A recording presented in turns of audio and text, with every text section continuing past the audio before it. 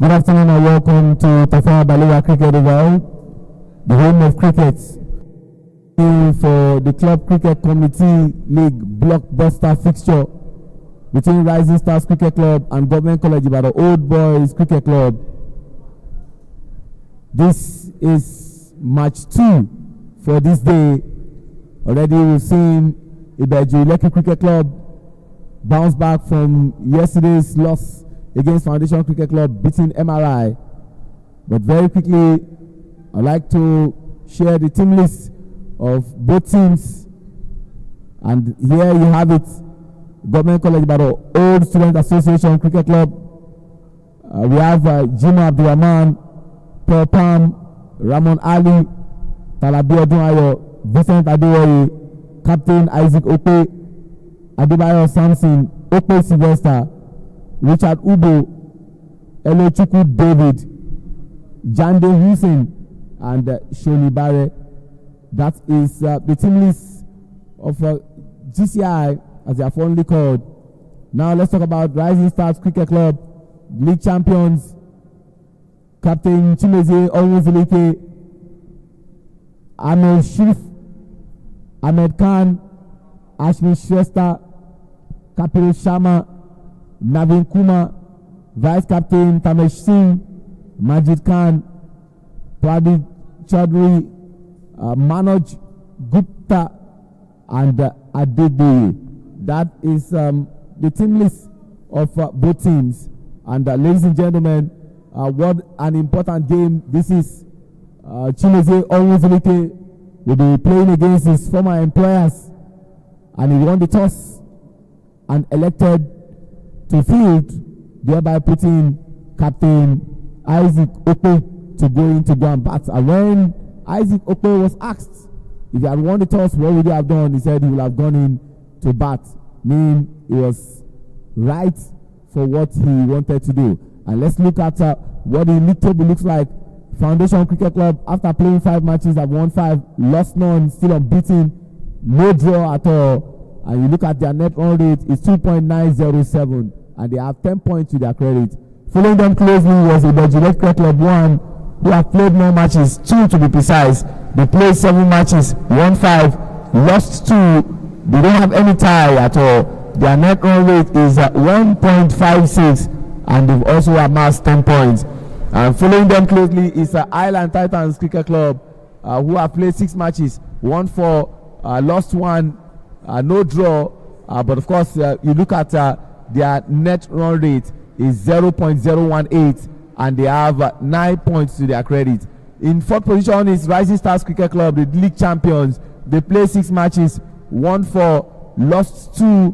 They don't have any draw at all. Their net run rate is 0.364, and they have 8 points to their credit.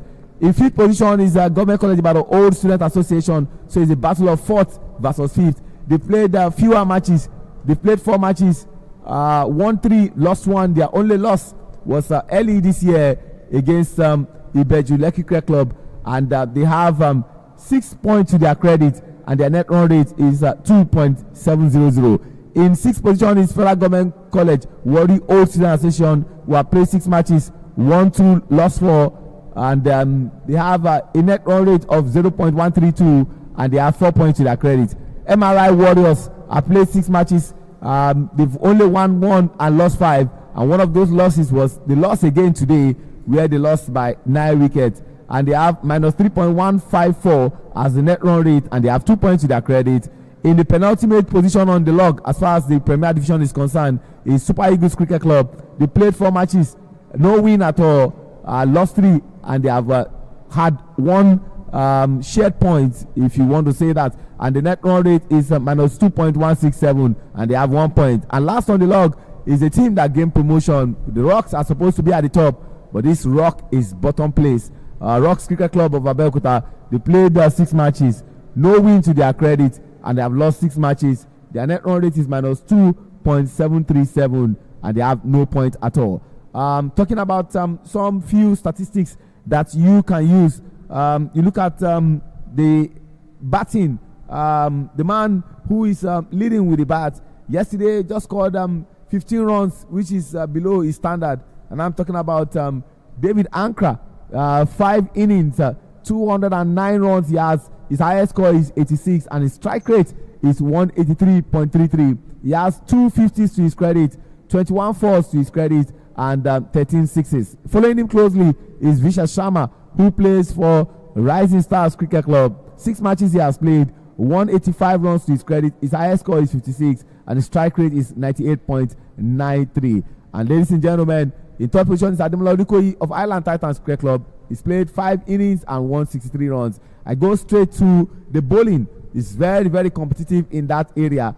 And Danladi Isaac, former player of Foundation Cricket Club, they call him Mr. Stabilizer. He has, to his credit, 12 wickets from 5 innings, 1 maiden. And Karim Gafar, another teammate of his at Ibejule Cricket Club, won 7 innings, 11 wickets. Chimezi Onwuzulike, captain of Rising Stars Cricket Club, 6 innings, 11 wickets.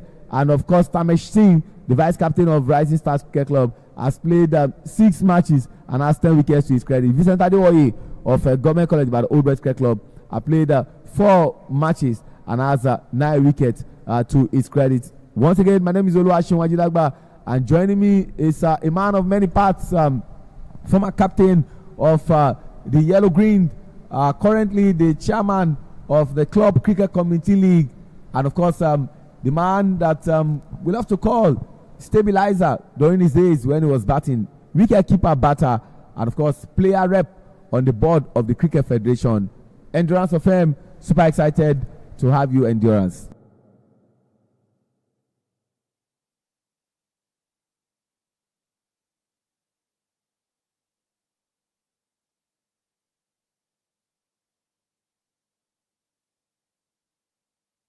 Thank you very much, Ajidagba, and good afternoon to our viewers. An interesting encounter here between Rising Stars versus Government College GCI Old Boys Cricket Club. Again, the statistics there showed it clearly. Every all the clubs in the top 5 clubs have players on the leaders log there. It means this season has been very, very competitive. We saw a low-scoring, interesting game yesterday between Foundation Cricket Club and Ibejuleki, maintaining their winning streak. But what is important at Jidagba is that the Super 6 or top 6 teams go through to Super 6 without any points, so they will all be starting afresh. You understand, the man that would win the league will have to show consistency from the beginning of the league till the end. Endurance, is imperative to state that the matches we saw yesterday in the Premier Division leading to this day, no team has been able to score 100 runs.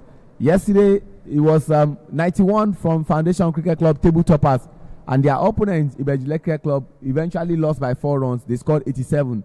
Today also, we've seen MRI bat first, and they scored just 87 runs, and that run was easily chased by Ibejule Cricket Club 1. So let's see whether Government College, by the Old Boys Cricket Club, will break that voodoo. But there are 2 opening batters, Ramon Ali and of course Paul Palm. But Endurance, let me quickly say that we've seen 25 matches as we speak, 50 innings, 6,109 runs, 345 wickets, 5,396 balls, 627 extras, 525 fours, 162 sixes, and 20 players have scored 50, and just 1 has scored 100, and we have seen 21 50-plus partnership and 300-plus partnership. I think statistics said it's all. That man on the screen here opening the batting for GCI is Ramon Ali, the man with the only century in this tournament thus far. Hopefully today we'll see some exciting show of form and cricket from him. He also plays as QIP for him. He also plays as QIP for Greg's Old Boys Cricket Club in the Division 1 League. Yesterday he took his time and just knocked through, showing composure and control. Hopefully he gets going today. We might go past the 100 marks runs this weekend. We've seen 160, 170s on this ground. Hopefully Ramon Ali can give us that excitement. That's the first ball. In the air and it's gone. Plays too early. Disappointing for him. Ramon Ali departs. It is Chimezie Onwuzulike, the captain of Rising Star. Crucial wicket this is. He's disappointing. That one held back a bit. and it is Rising Star who breaks the jinx and would laugh. Disappointing for him. You could see the body language. He knows it. He's got the quality. He's got the ability to stick around, and he has to think about this. You see that again on replay. Kapil coming from the Court of Appeal end didn't angle it well, but the man who is at that position is Chimezie Onwuzulike, former Nigerian international, who understands the reason you don't give people extra life. And when I was having a conversation with him, he said the reason I decided to allow GCI to go and bat first is because in their head they want to score a lot of runs. But I've seen that if we go and bat first and we don't score a lot of runs, they will take their time to do it.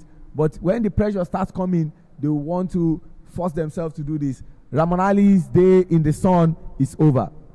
I'll tell you, we always talk about how you prepare for your innings. I mean, I didn't really see him knocking too many balls before going in there. And that's what happens in a T20 game when the first ball is very, very bad and you go rush into it, and he's not playing it too late. He's played it too early and could only have Chimezie, the man who was at the edge of the ring, that catch. And you know Chimezie is tall.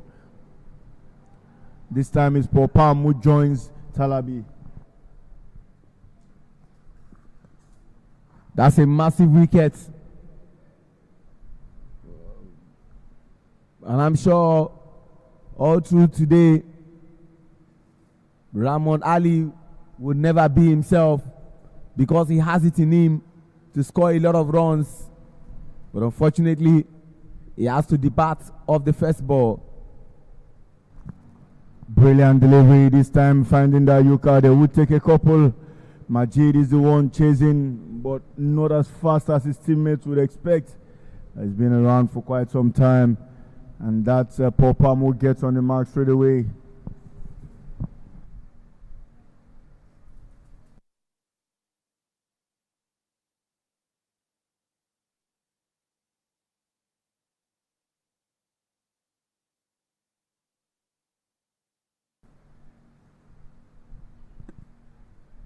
We're still in the first over of this blockbuster fixture.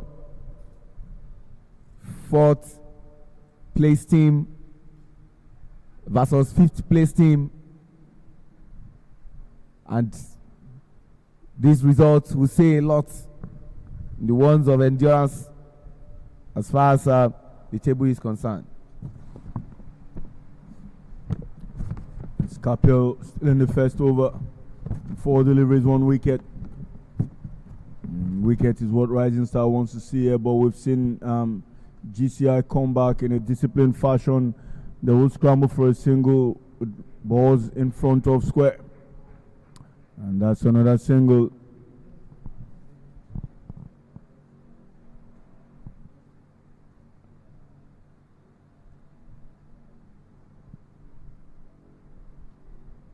An interesting show here and a good start for Rising Star. Clearly,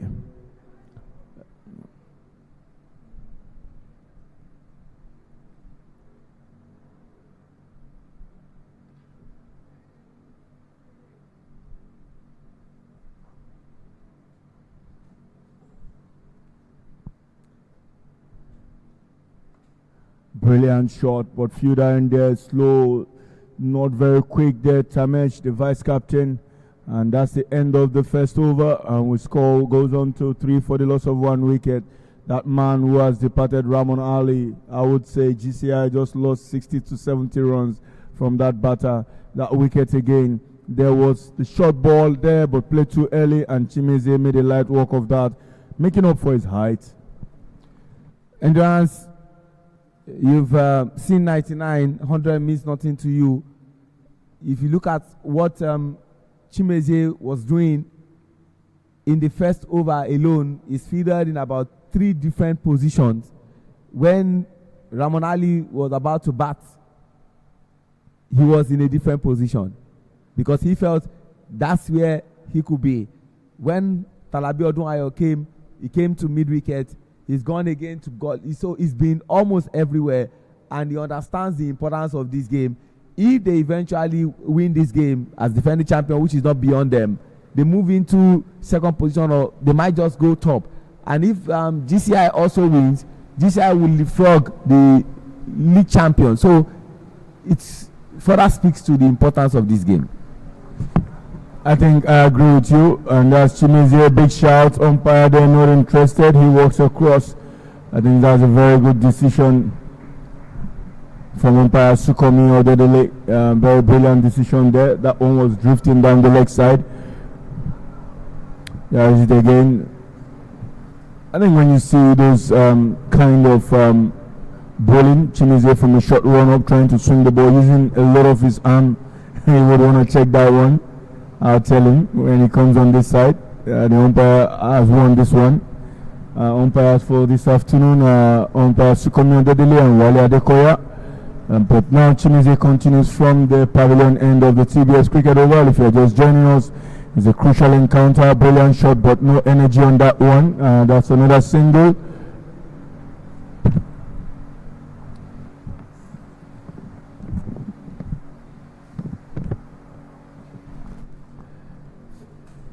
Interesting to see here.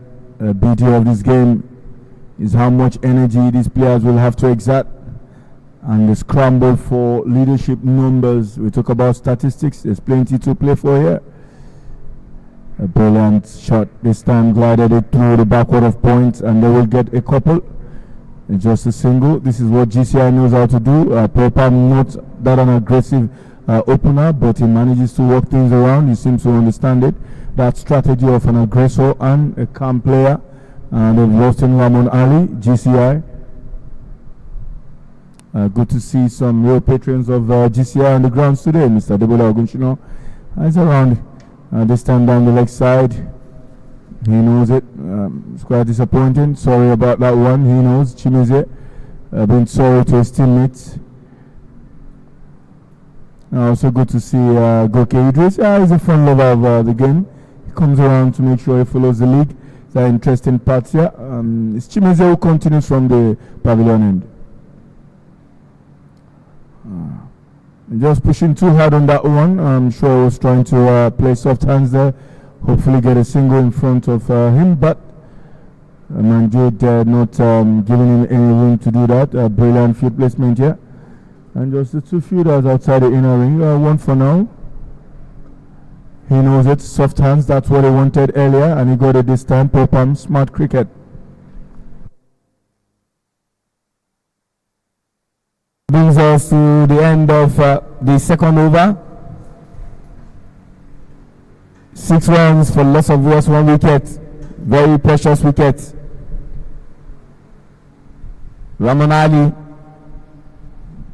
call it a golden duck. It won't be out of place. Talabi Odunayo is on 50% strike rate. Has faced 3 balls and scored 6 runs. Popam has faced 5 balls and scored 2 runs. The over we just saw was Chimizie Onwuzulike. And I must say that Chimizie also is in the running for the best bowler. The best bowler currently is a player of Ibeju Electric Cricket Club 1, formerly Foundation Cricket Club, and the best batter at the second West Africa Trophy, Danladi Isaac. They call him Mr. Stabilizer. He has 12 wickets to his credit.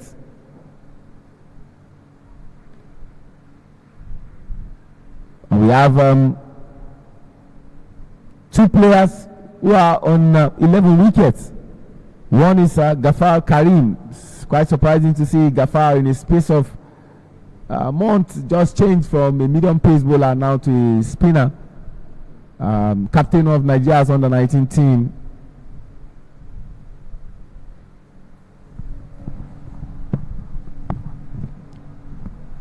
Yeah, this time around he tries to drag that one. They will smuggle a single. Talabi, brilliant run in between. And it's gone on the other side. When you run, you have to think about your partner. This is brilliant piece of fielding by Kapil himself. He did the hard work. I think this is uncalled for. Popam will just depart. Very disappointing here.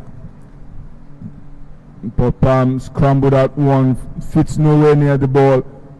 but it was going straight to the bowler. He took his time, Kapil, and that flick, that was a direct hit. Poor palm ball washing. Very brilliant work done by Kapil. This is easy take, and that man will depart. It is Sylvester Okwe, that man, jersey number 12, who strolls in at number 4 for GCI. Again, the top order have failed to hold their own. But this time, Sylvester Okwe has plenty to do. He knows that. Hopefully, they can scramble to show us some real stuff here. He's got the quality, and he has been consistent this season. 2 weeks ago, he managed 60 plus. Did the hard work for GCI. Again, he's back here. He would want to do it for his brother, who is the captain of GCI. Jidagba, earlier you spoke about that man, Dan Laddie, Isaac. Still, you can't argue that one of the finest cricketers in the country at the moment, and he's consistently showed how tough a man he is. And short and wide, swings and misses that one.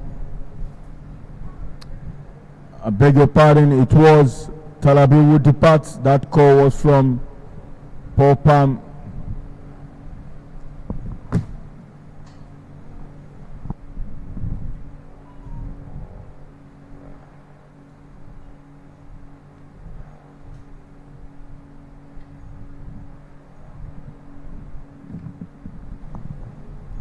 Still swinging and missing on that one. The time for Paul Palm to think about it. They've got to try and build partnership here. Take it one step at a time and playing the ones and twos. And hopefully when things are not going right, because we've seen him go after every single delivery in the last 4 deliveries, and he hasn't really gotten impact on it. So I would say just get behind the ball and see how much you can nudge it around. That's what it is. And when he's on his wicket, he seems to be strong down there, but Manoj wouldn't give that room. Plenty of work required from GCI. Not what you want to see called the projected score 49, but I tell you, this team has got plenty of quality here to bat. Vincent Adewoye, the skipper himself, Isaac Okwe, the other brother to Sylvester Okwe, has brilliant batting. And that brings us to the end of the third over. It is 7 runs for the loss of 2 wickets. Again, see that again on replay, and what led to Talabi Odunayo going back to meet his teammates in a manner he didn't want, and he didn't take Wale Adekoya, the umpire, to raise that index finger that people hate to see. And you must say that Endurance has one word he keeps talking about: making good use of the power play. And if after 3 overs, meaning that 3 more overs are coming, and this is happening, it means that GCI up until this moment have not taken advantage of the power play. And I say that of all the matches they played, the 4 matches, after 3 overs, this is their worst start. And coming up is Majid Khan from the pavilion end into his first over.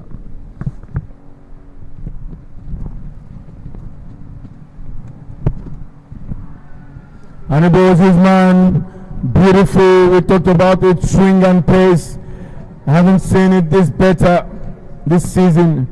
Majid Khan knows what to do, and that's what happens when a man who's been in form, batting in the middle order, goes up to face the first and have to bat in the first 4 or 5 overs. Then you know there's all sorts of trouble.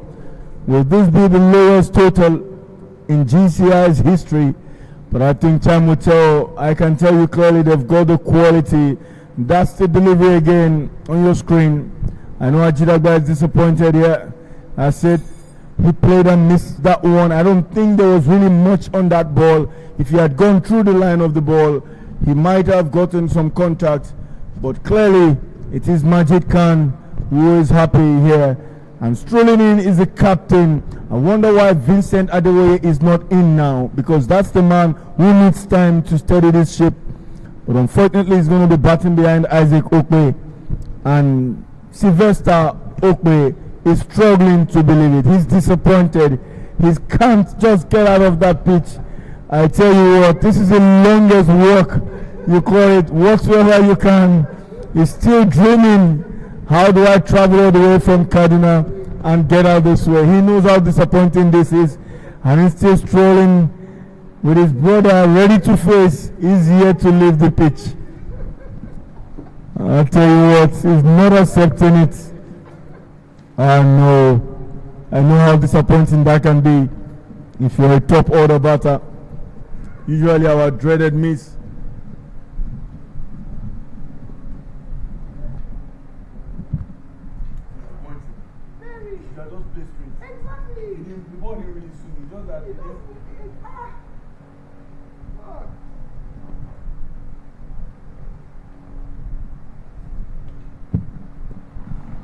This time better response from the elder brother of Ukpe. I'll say what I'll show you how to do with the younger brother. Just keep your bat straight and then you'll be fine. But Majid is quite excited about his first ball. And he's got the height and he swings it a lot. Remember facing him first time he came to Nigeria 20 years ago. He was quite quick. And those were the days of the concrete pitches, and you know how dangerous that can be facing a fast bowler. But those are some of the excitement you see, and when you see these players get the opportunity to play on these wickets, you say Nigerian cricket has come a long way and making huge strides and progress.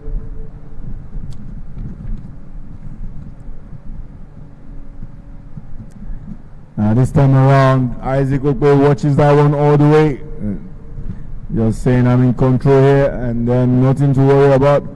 But he's got to spend some time here. This is losing 3 wickets in the first in the power play overs. Not what you want to see if you're a GCI fan.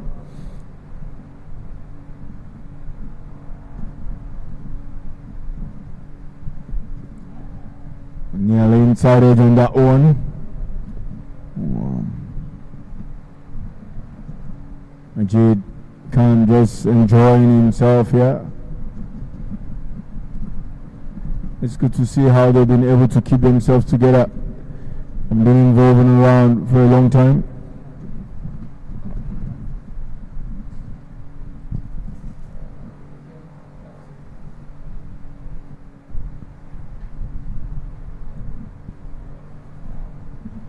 Better shot this time, finds the gap between the slip cordon region, and it will be a single, and that brings us to the end of the 4th over. The score is 8 runs for the loss of 3 wickets.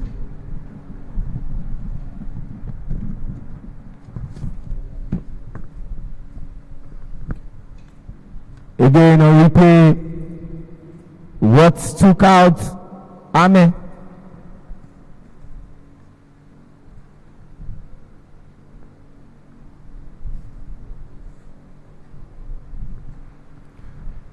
And that was a great strike from Popam. 4 runs, getting himself away from the uncomfortable position that Majid Khan had put them. And what a way to end the 4th over. 12 runs for loss of 3 wickets. Very vital wicket. You have to say 2 out of those 3 wickets on their day can give you 100 runs. Especially Sylvester Ope, former captain of Nigeria, and Ramon Ali, who on his day can be deadly. You know, Ajidagba, we talked about how batters tend to dominate or give away wickets.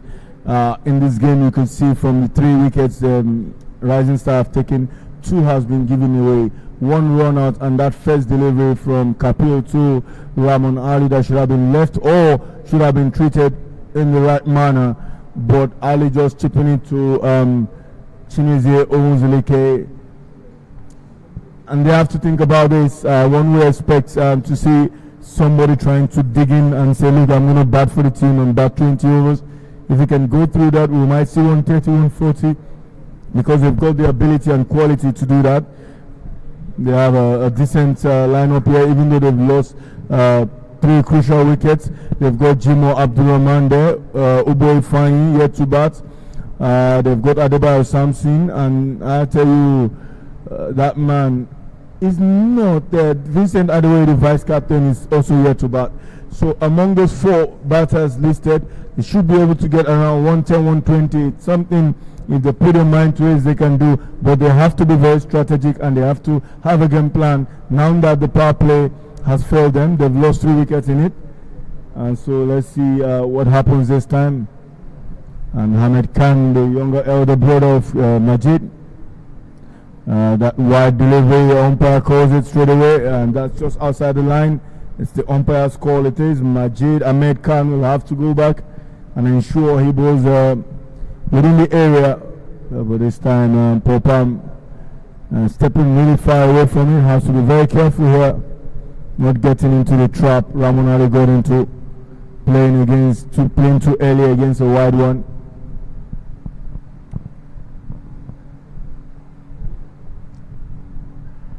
Big shout, quick fits here by Ashmit. And this is going to be really interesting, the Super 6. The fight for relegation at the bottom there between Rocks, MRY and Super Eagles. We are newly promoted. Amongst these 3 teams, 2 will be going down for sure. And because the top 7 teams will try to get into the Super 6 that will be commencing the first weekend in March. It's interesting to see how quickly this season has panned out. Plenty of runs and brilliant performances here and there. Yesterday we saw FCC defending a very decent, very low total against Ibejuleki, who have been really in form. And so just once a second one noise call. Isaac needs to be careful here. And that per pound partnership on Isaac, they have to look for it. Current run rate seated at 3.2, not where you want to be if you're in the batting side. Perhaps they'll be thinking we probably should have been on 5, 6 and over from the start, looking at what the quality they have on paper.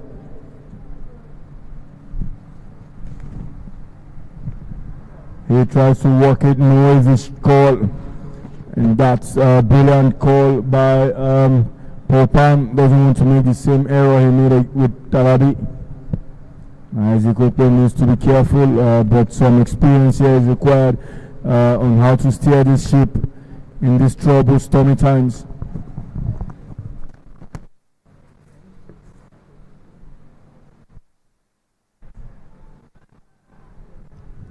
Appeal falling on deaf ears. And that brings us to the end of the 5th over. GCI 15 for loss of 3 wickets, and see that again. Ramon Ali, no run at all. Popam has faced 13 balls and scored 8 runs. Talabi Odunayo faced 7 balls, scored 3 runs before that run out from Kapil Sharma. Okwe Sylvester never got his name on the score sheet at all off that wicket from Majid Khan. And of course, Isaac Okwe, the captain of the side, faced 7 balls and scored 2 runs. Yet to bat.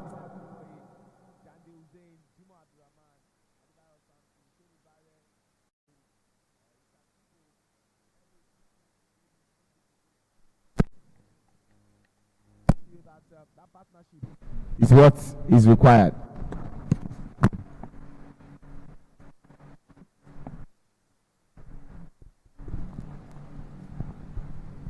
Three and over is what it is at the moment. Projected score of 60, but I can tell you, it would means real magical bowling to ensure GCI stops there.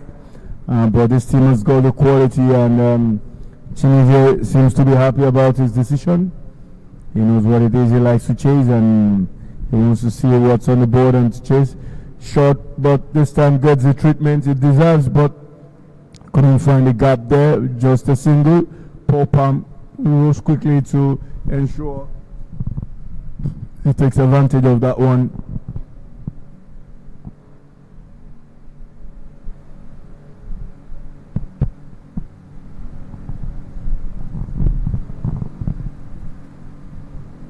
Calm atmosphere here at the TBS Cricket Oval. A bit sunny, windy as well. the temperature not as hot as it was earlier today, but we're able to play cricket here. A brilliant shot this time. Isaac Ope steering that one through the slip cordon area, and another single in the back there. He knows what is required. Minimal risks and strike rotation, and continue to build on this partnership and hopefully get something strong to come by.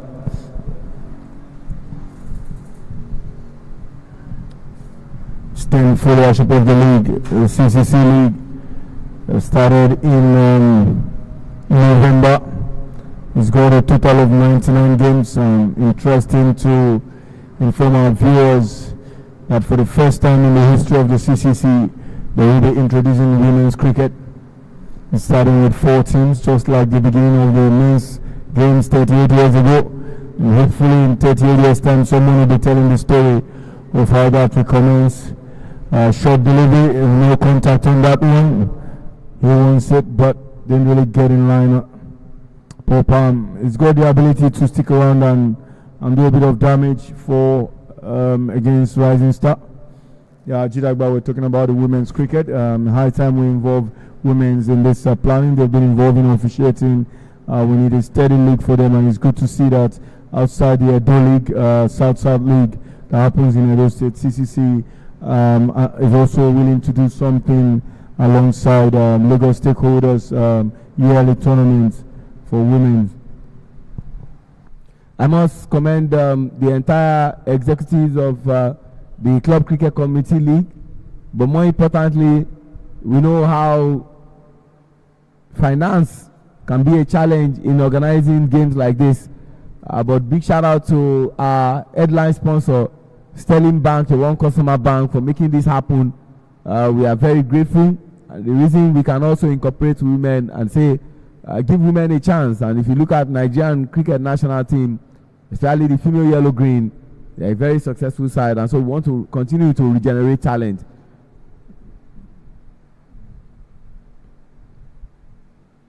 White ball, Magican into his second over. And we are almost ending the power play. Like I was saying, I said credit must go to the entire board for this great achievement, allowing the women to be part of the planning. There is also in the pipeline the 50 overs game, which talk about temperament. And so let's see a bit of who we are.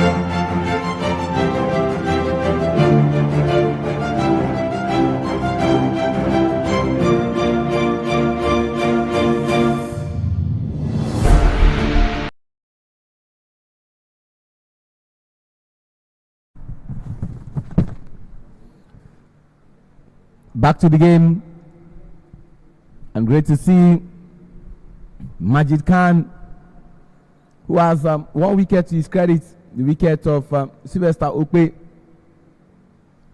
Back on his feet, credit must go to the fielding of Rising Stars Cricket Club.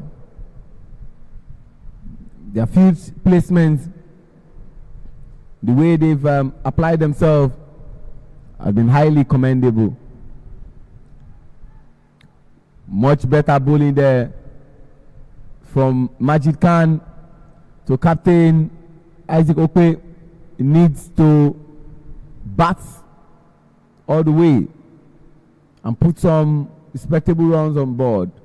They also have a very good bowling side, but the first thing they need to do is to score runs.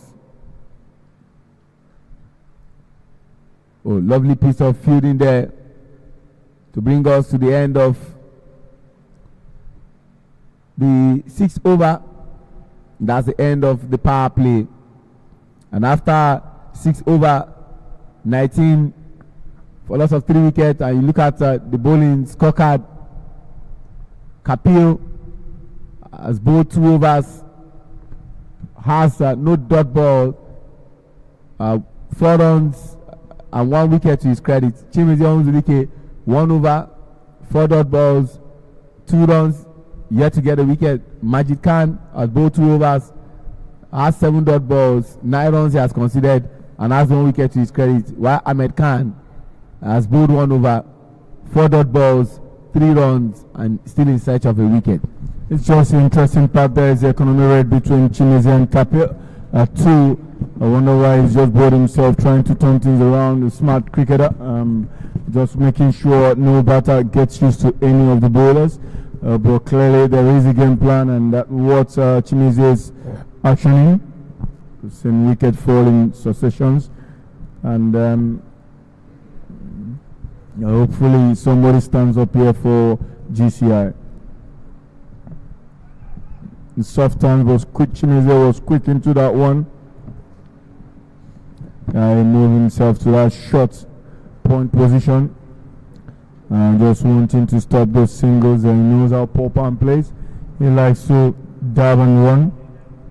But that's not what we're going to see today. And because Chimizi has a plan clearly, protection in the deep and 1 in. Smart cricketer this time goes on the pad. Ahmed Khan, and he will pay the price for that one with a single.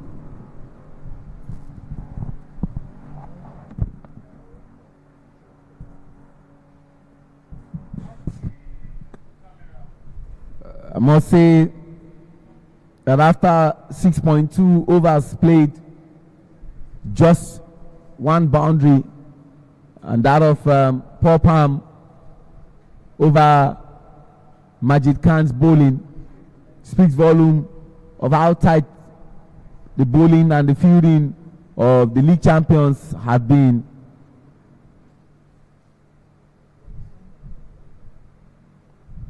Both teams understand what is at stake.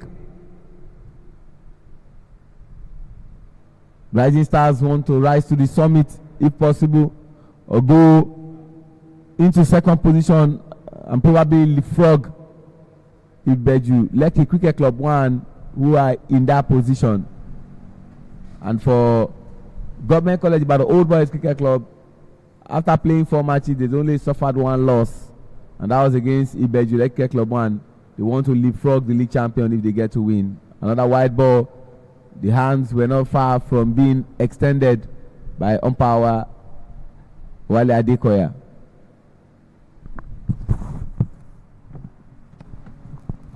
Clearly good to see the Paul Palmer approach. Strike rate still below 50. The full toss, and he goes hard on that one. Will it go all the way? Fielder come for the chase. And poor piece of fielding there in the dip. Very brilliant response. Well treated full toss. Paul Palm lashes under Ahmed Khan's delivery. And this time around, Paul Palm made no mistake. Unfortunately, pretty much poor fielding at the boundary of the deep extra covers.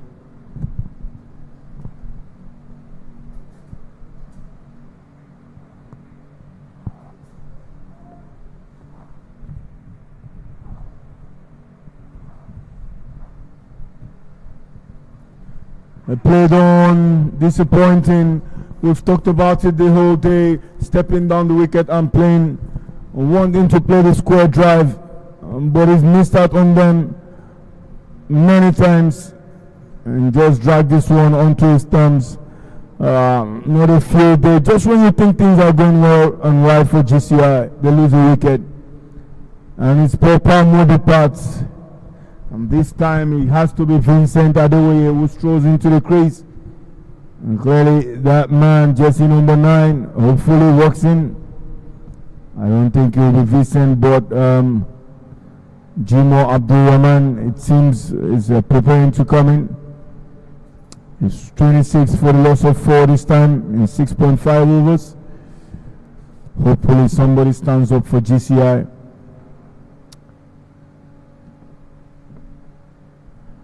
I know there's been a bit of change in the batting lineup there. I will say, wonder that man, jersey number 18.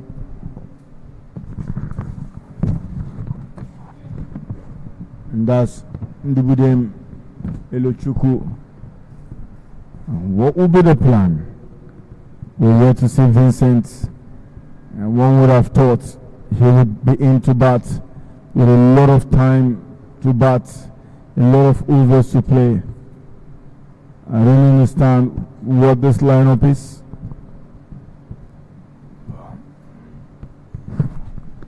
Like they say, endurance coaches live and die with their decisions, and captains also do same.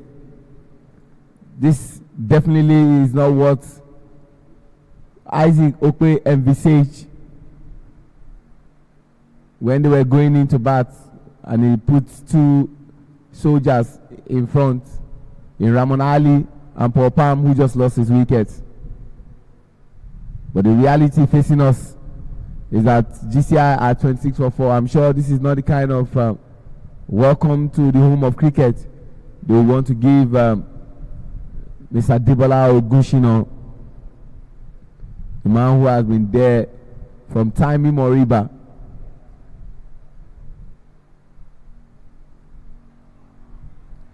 And has always been a big supporter of GCI. Let's see again on replay the wicket, and then you can see him celebrating. Ahmed Khan, after searching, eventually puts his name among those who have gotten a wicket. Elochukwu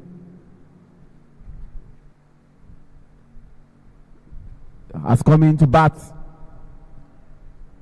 Left hand batter.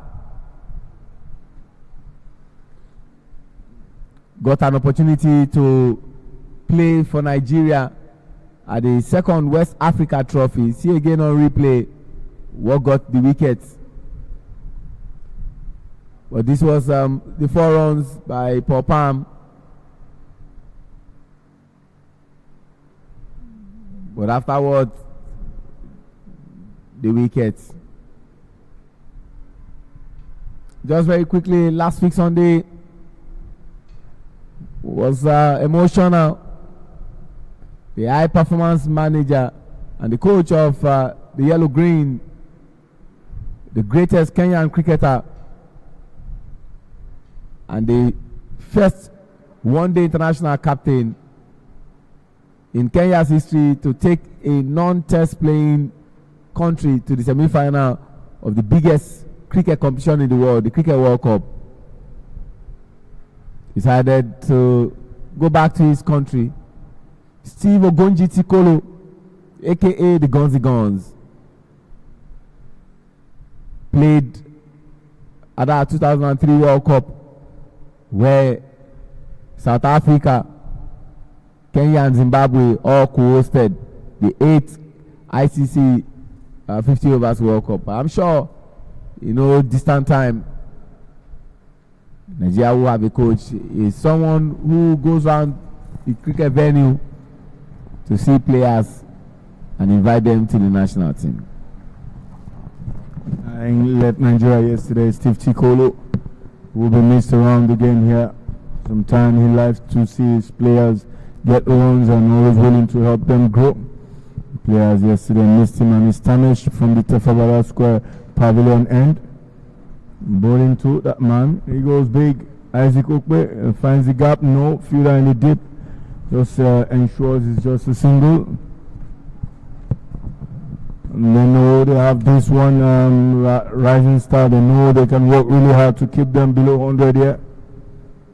I think you should call it commentator's curse.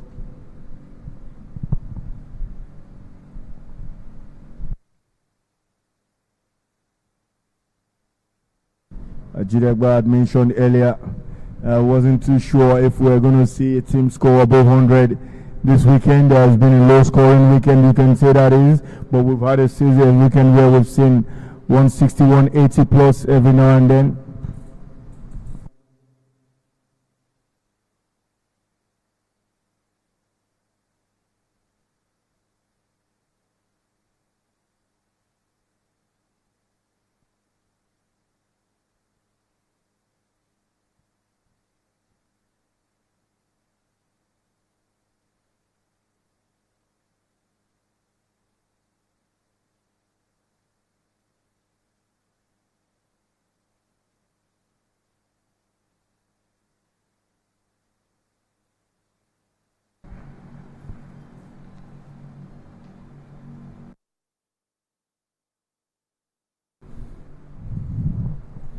Tamenshia is bowling inside out of the batters, and Erochuku, that man who's been sent in, is won that game plan. This time straight to the fielder, short covers, overs piling away.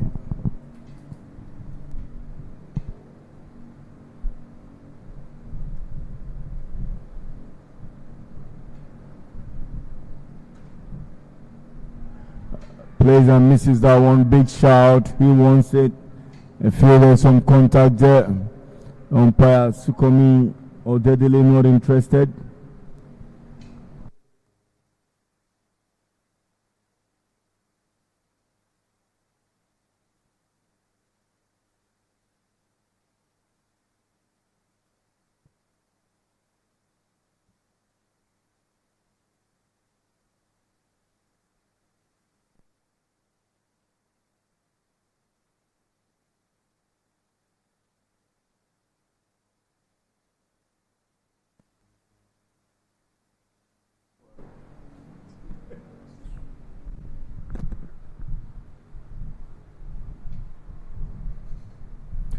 Finally gets his hand to score runs,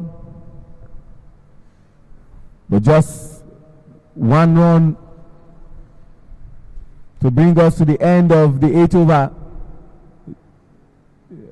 I must say this is tepid, abject performance from Government College by the Old Boys Cricket Club. The decision to drop some players for the latter stage, you could say, is a bit bewildering. But who am I to castigate a player of the national team? And see that again, no partnership at all between Ramon Ali and Paul Palm. Talabi Odunayo, Alex and Paul Palm faced 13 balls and scored 7 runs. Okwe Sylvester and Paul Palm didn't even have a partnership that gave runs at all.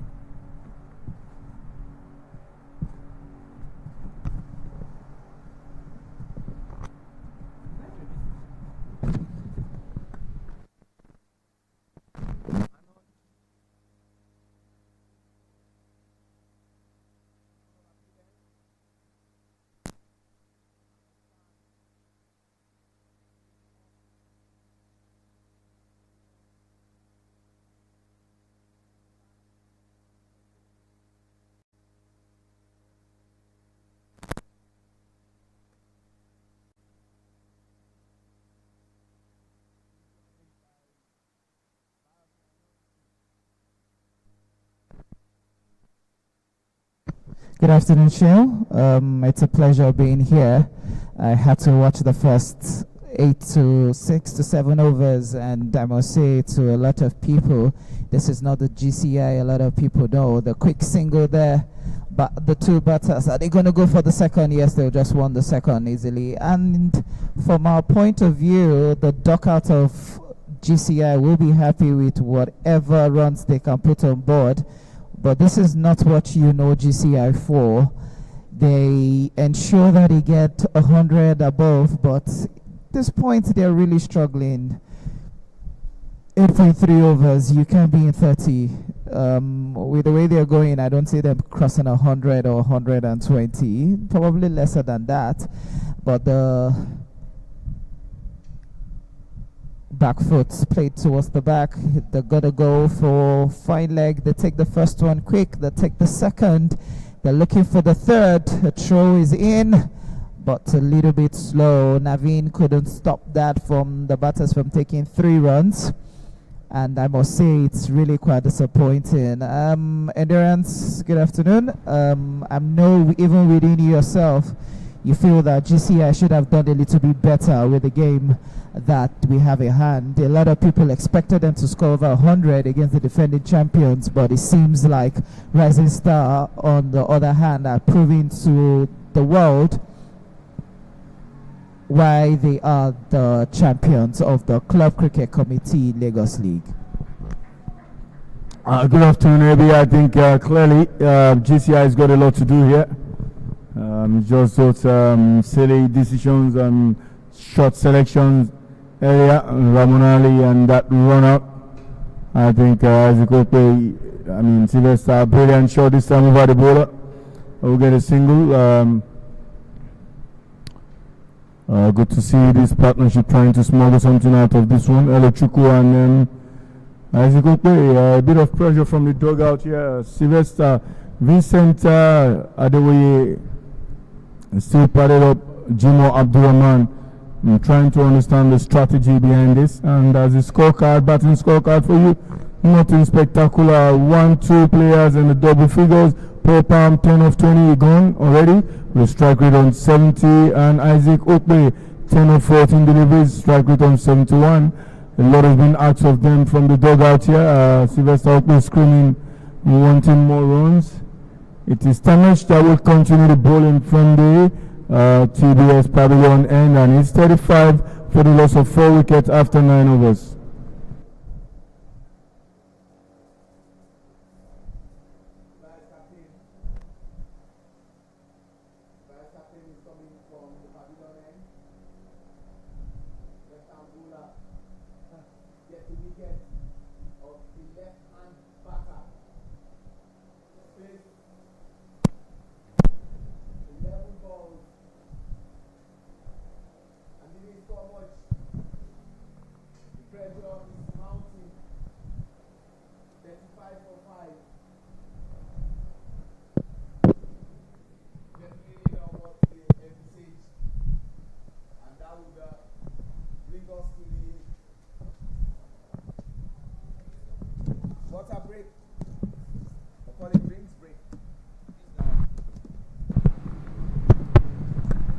Check.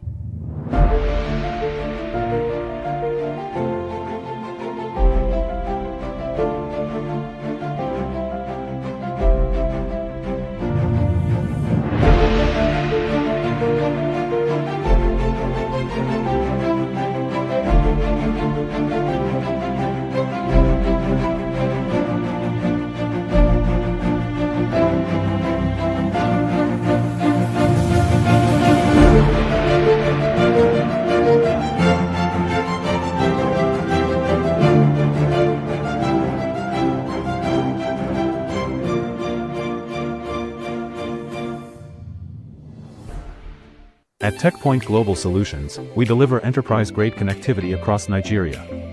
Our dedicated internet leased lines provide fast, secure, and reliable connectivity businesses can trust. With our smart IT managed solutions, we protect and optimize your infrastructure, so you can stay focused on growth. As an authorized Starlink partner, we extend high-speed internet to businesses anywhere in Nigeria. In 2025, our impact was recognized with the ISP Game Changer of the Year and Telecom Excellence Awards. Are you looking for reliable internet? TechPoint is your trusted connectivity partner. Get connected today.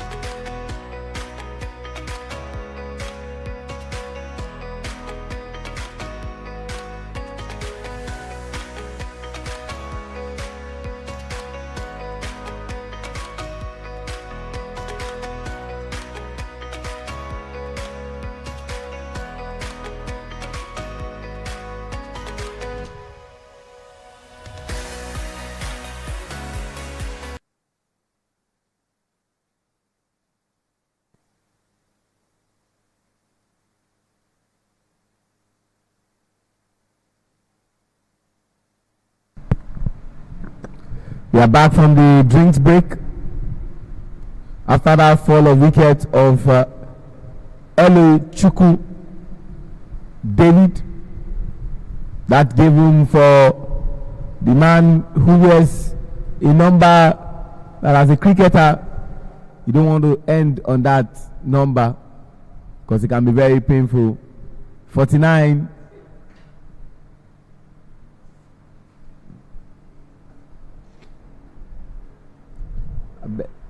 Beg your pardon, Vincent Adewoye wears 69 and he's in. And let's see whether these two national team players can bat all the way and put up a respectable total on the board. That's the quality and ability Vincent has got. I would have thought he would have been in with wickets 2 down. Unfortunately, he's had to wait until the 5th wicket went down before the captain called on him. But he's on the mark straight away. 1 from 1, 100% strike rate here.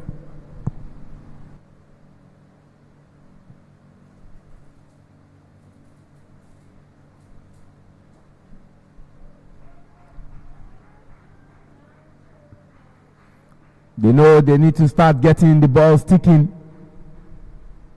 Isaac and Vincent, both players of the national team of Nigeria, need to show why they are members of the national team.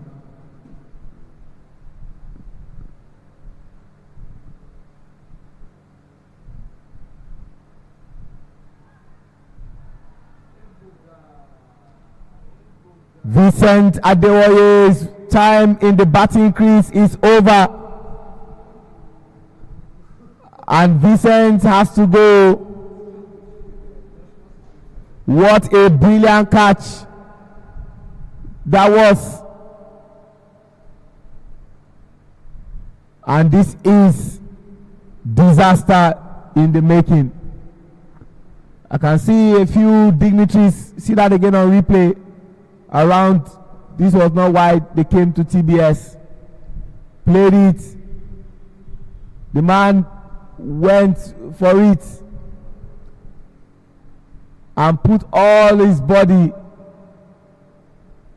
in ensuring that Vincent goes back to the pavilion by scoring just 1 run. Complete disaster.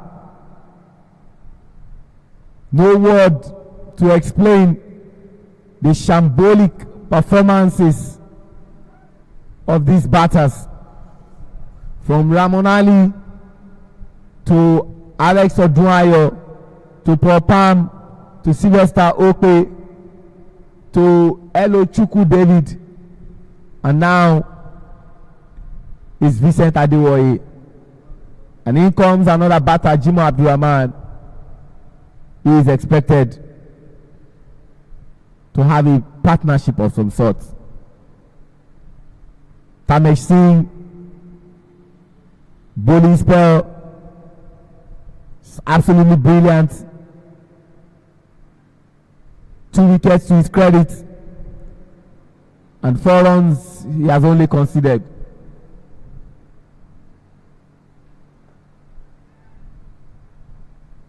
See a lot of dignitaries come around. We wanted to see an interesting game, but this is nowhere near anything of interest. And after 10 overs, to think that a team like GCI is scoring 37 runs and they have lost 6 wickets. See that again on replay. How Vincent Adewoye lost his wicket. The man had to put his body behind to save that. All disappointing here for GCI. If you're a big follower and a fan, this is not what you want to see. But what I still don't understand is the batting lineup. Is a hush-hush part, and they have to think about it. And maybe this is going to be one of those games where they have to sit back and think what has gone wrong and how could it have gone better. But the only good thing is this is happening in the preliminary stages. It's not in the Super 6, where every game lost will be really pushing you on the back foot against the title chase.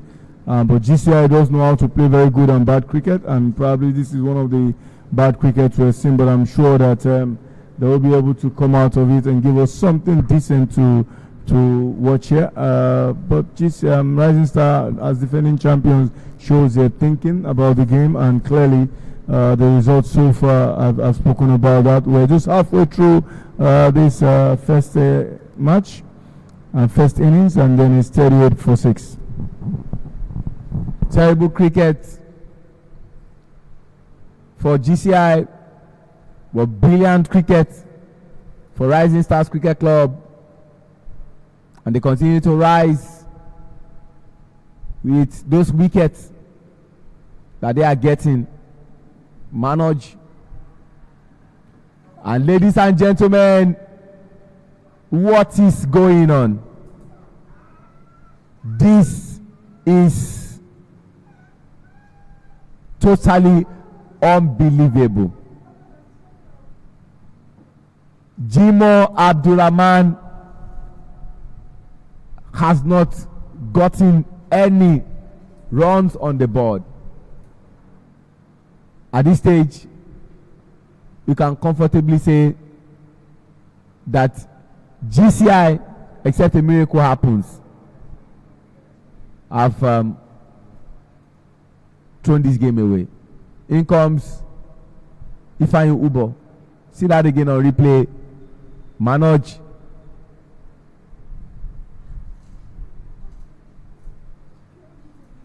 Wale Adekoya never had a rethink about that ball. The decision of Chimeze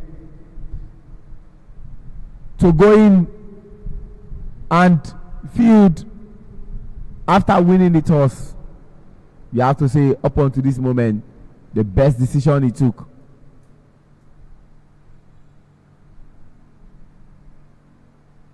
And I think that the captain of GCI, when asked, despite losing the toss, if he had won the toss, what would he have done? Said he would have gone into bat, which meant that he was right within his decision to make if he had won the toss. And then to see this kind of performance is not why we are here. Just to stroll down the dugout of GCI, what surprises me is the fact that the pressure from the bench to the batters on the field about getting on and putting the field inside under pressure, when they are the ones that are under pressure. This is Isaac Oakman still trying to muzzle out some decent show for GCI and working the ball around the wickets, and that's just 2 runs for him.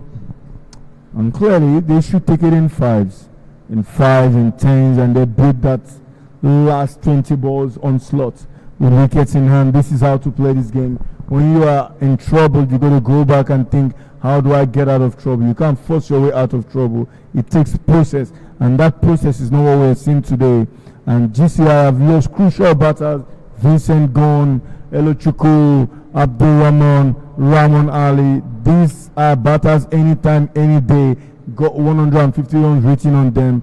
Sylvester Okpe, but that's not what it is. He goes big outside edge, and this will go all the way. Tamesh, the ball slowly. Tamesh chasing. Oh, brilliant chase this time, but brilliant running between wickets. And third run completed, and they ran 4 between wickets. This is a good running between wickets. Very good show by Isaac Okpe. But how good will this become? Time will tell, and that's the end of the 11th over. It is 45 for the loss of 7 wickets.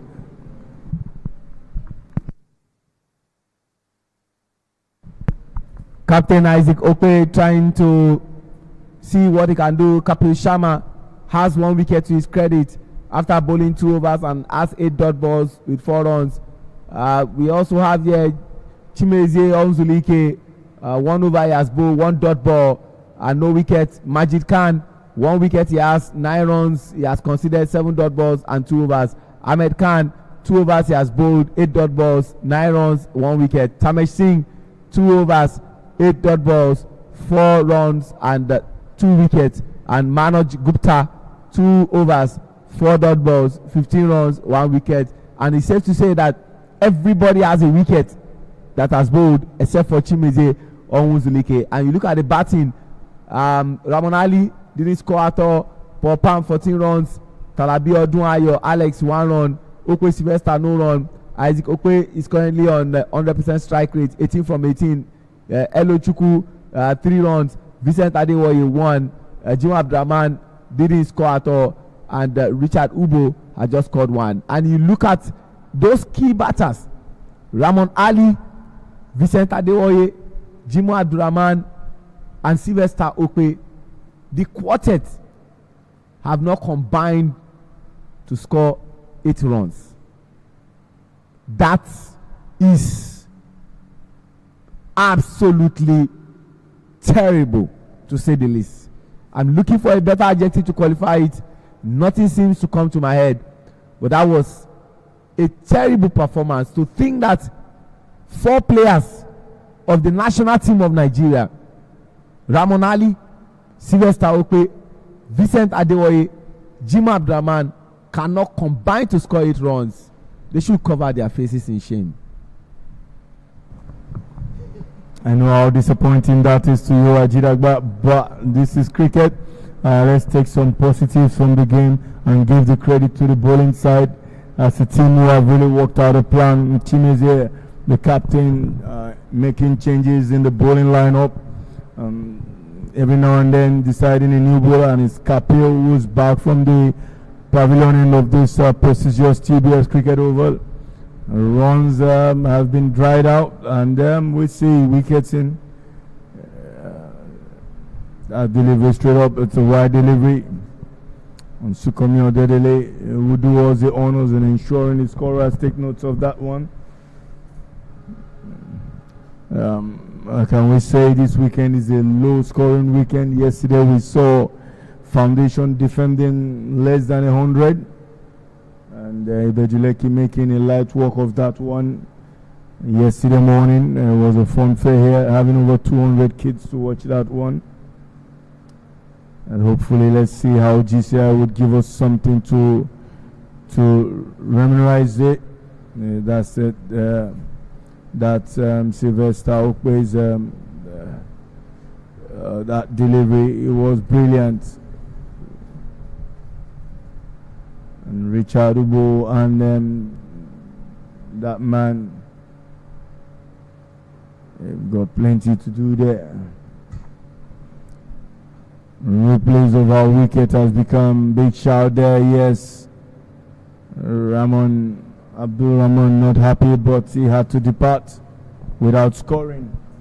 And that's the partnership log, the only one. Decent one is between Isaac Okwe and Popam. 19 of 22 deliveries, with Isaac Okwe contributing 4 of them off 11 and Popam 11 off 11. Aside from that one, it's Isaac Okpe again and Elochukwu who already departed. And Isaac Okpe trying to forge one with Richard Ubo. Nothing really fantastic there. The captain will have to be worried. I'm sure not a nice or beautiful moment to be captain. 11 overs bowled, 46 runs for the loss of 7 wickets. Yet to bat, Jade Hussain, Adebayo Samson, and Shonibare Sheon. Not much. This perhaps might be the best of GCI batters in the crease. And Kapil will want to finish things off quickly.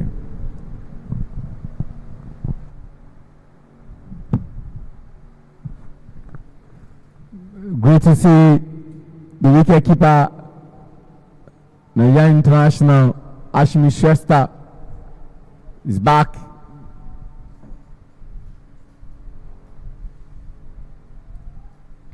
And Richard Ubo is the striker. Faced 3 balls, scored 1 run.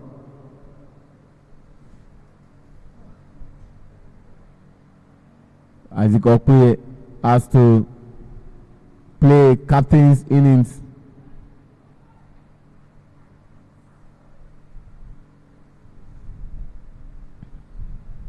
We understand that cricket sometimes is biscuits.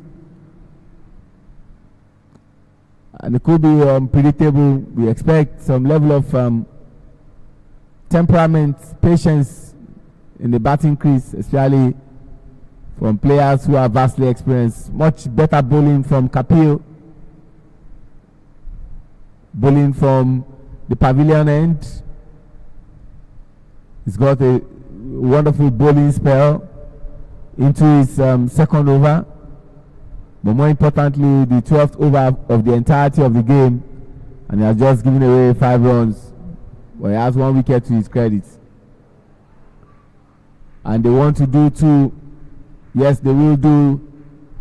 And the thing that this Rising Stars team, who usually believe more in getting your wicket than chasing the ball on the field,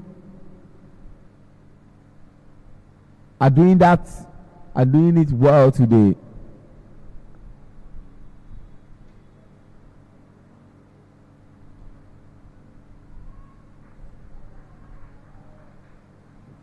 Chimezie Onwuzulike that is fielding there. You don't want to take any unnecessary risk, so you don't get yourself into trouble. You look at the field setting long on, long off. Chimezie is in a very strategic place.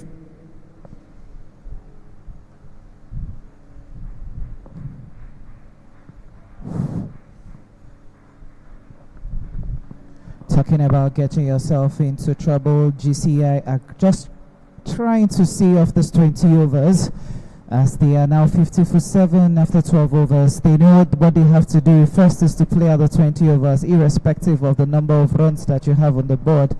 But I would say this will be the best innings Isaac Okpe is going to have as the captain of the side. He needs to find a way to ensure that Government College Ibadan puts up at least defendable total. Maybe 100 would do, because they know the Rising Star batters can play all through with somewhat likes of Chimezie Onwuzulike, Ashmit Siesta, with the likes of Majid Khan, Mohit Khan. So they know that, look, you need to make sure that you get the runs on the board so you have something to defend in the second innings.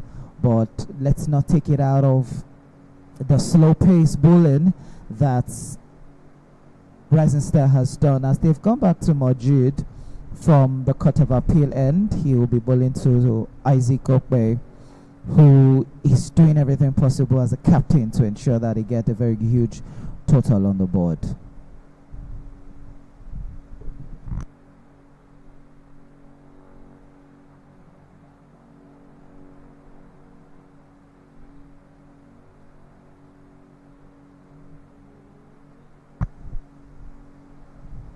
toss balls into the paths. They'll just take 1 run for that.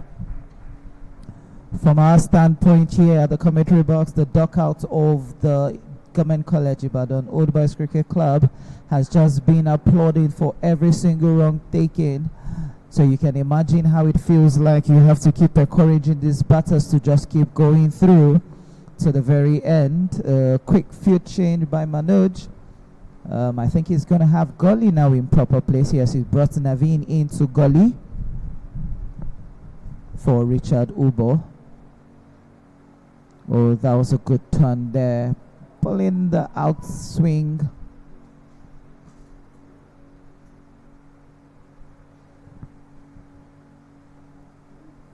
Just ensuring that the batters don't have anything to do with the ball.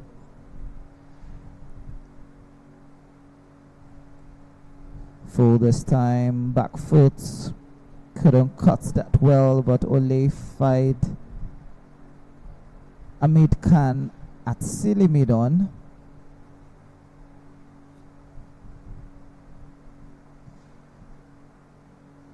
It was that was silly mid off actually.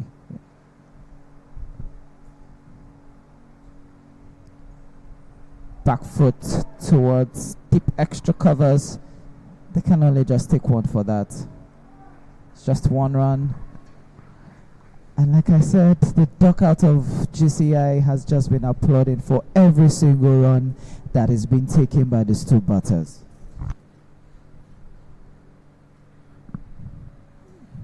Manoj coming from the Court of Appeal end. He has 1 wicket. And the captain plays it. They want to go for more. They need 1 more if it's possible. And yes, they get 3 runs. We are getting into the 13th over. Manoj, despite getting 1 wicket, has given away the most runs for his team.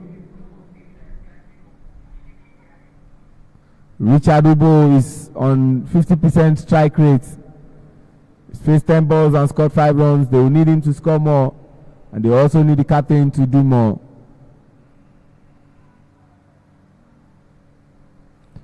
An appeal from Manoj. Appeal fell on deaf ears. 13 overs gone. 55 for loss of 7. I was going to ask you about me. Isaac Ope has faced 21 balls, scored 23 runs. Richard has faced 11 balls and scored 5 runs. And if you look at the batting scorecard, his game, we repeat it, Ramon Ali, wicketkeeper, opening batter, he didn't score any run. Paul Palm scored 14 runs off 20 balls. Talabi Odun Alex faced 7 balls, scored 3 runs. Ope Sylvester didn't score any run at all after facing 2 balls. Isaac Ope, the captain, is still batting.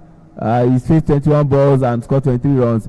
Elo Chukwu David Undubudem faced 11 balls and scored 3 runs. Vincent Adewoye faced 2 balls and scored 1 run. Jim Abdurrahman faced 3 balls and scored no run. And Richard Ubo is still batting, has faced 11 balls and scored 5 runs. I want to ask you, Yomi, credit must go to our ground staff first. Khalifa, Dahiru, Mark Ezra, Abubakar for a fantastic job. We've seen this ground record 195. We've seen this ground record 150. We've seen this ground record 140 something. What exactly is going on? Is it the batters not applying themselves well, or the bowlers are just doing enough in making things uncomfortable for the batter? Where do you place this poor and low score that we are experiencing from yesterday leading to this moment? Oh, that was a drop catch there, but you run out chance. Where was Isaac Ope going to? It was a drop catch. He was trying to nick it out. Chill, just to answer your question. Yes, this morning I was actually able to talk to the ground staff, most especially Mark and Abubakar. They told me that this is actually a new strip and there's a lot of grass on it. They had to cut it to have enough playing surface. So one of the things teams didn't understand is this: once you have grasses on the middle, it holds the ball. That's where you see spinners or medium pace bowlers get more advantage. Yesterday, IBADAN did it against FCC. It was an annihilation of spin all through in the first innings when IBADAN was playing against FCC. Lovely shot. Back foot, rocked back. That will be a boundary for GCI. But you see, Sean, this is what GCI isn't understanding. Rising Star is not a team that has pace bowlers. They have just probably one pace bowler, which is Majid Khan. But today he hasn't bowled with too much pace. He has held on to the ball, cut off the pace of it, and they've been more of slower and medium pace bowling. That is what has done the trick today for Rising Star.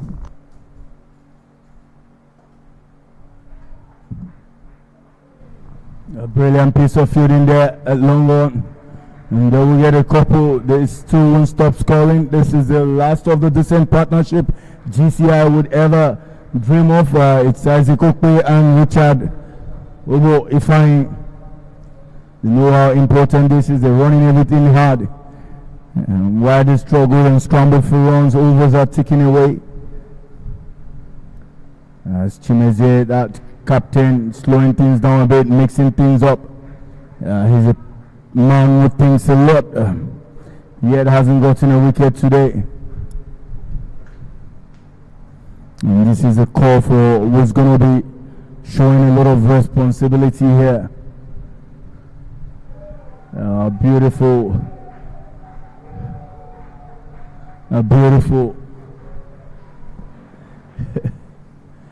Plenty of intent and content there. Plenty of shot from the dugout. 62 for 7 after 14 overs. A brilliant shot. And Shorten caught that one through cover point.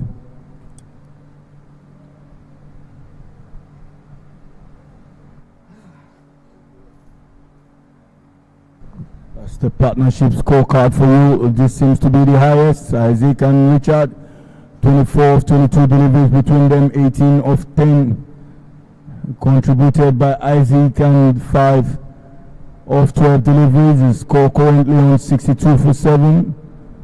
It will be nice to see the batting scorecard again and see how the batters are fed. This what's looking like a low-scoring game is its captain himself will show that most of the responsibility to the strike rate of 115, 30 of 26 deliveries. Finding that partnership with Ifeanyi. He knows how important this is. Isaac has come a long way and wouldn't give it all without fighting here.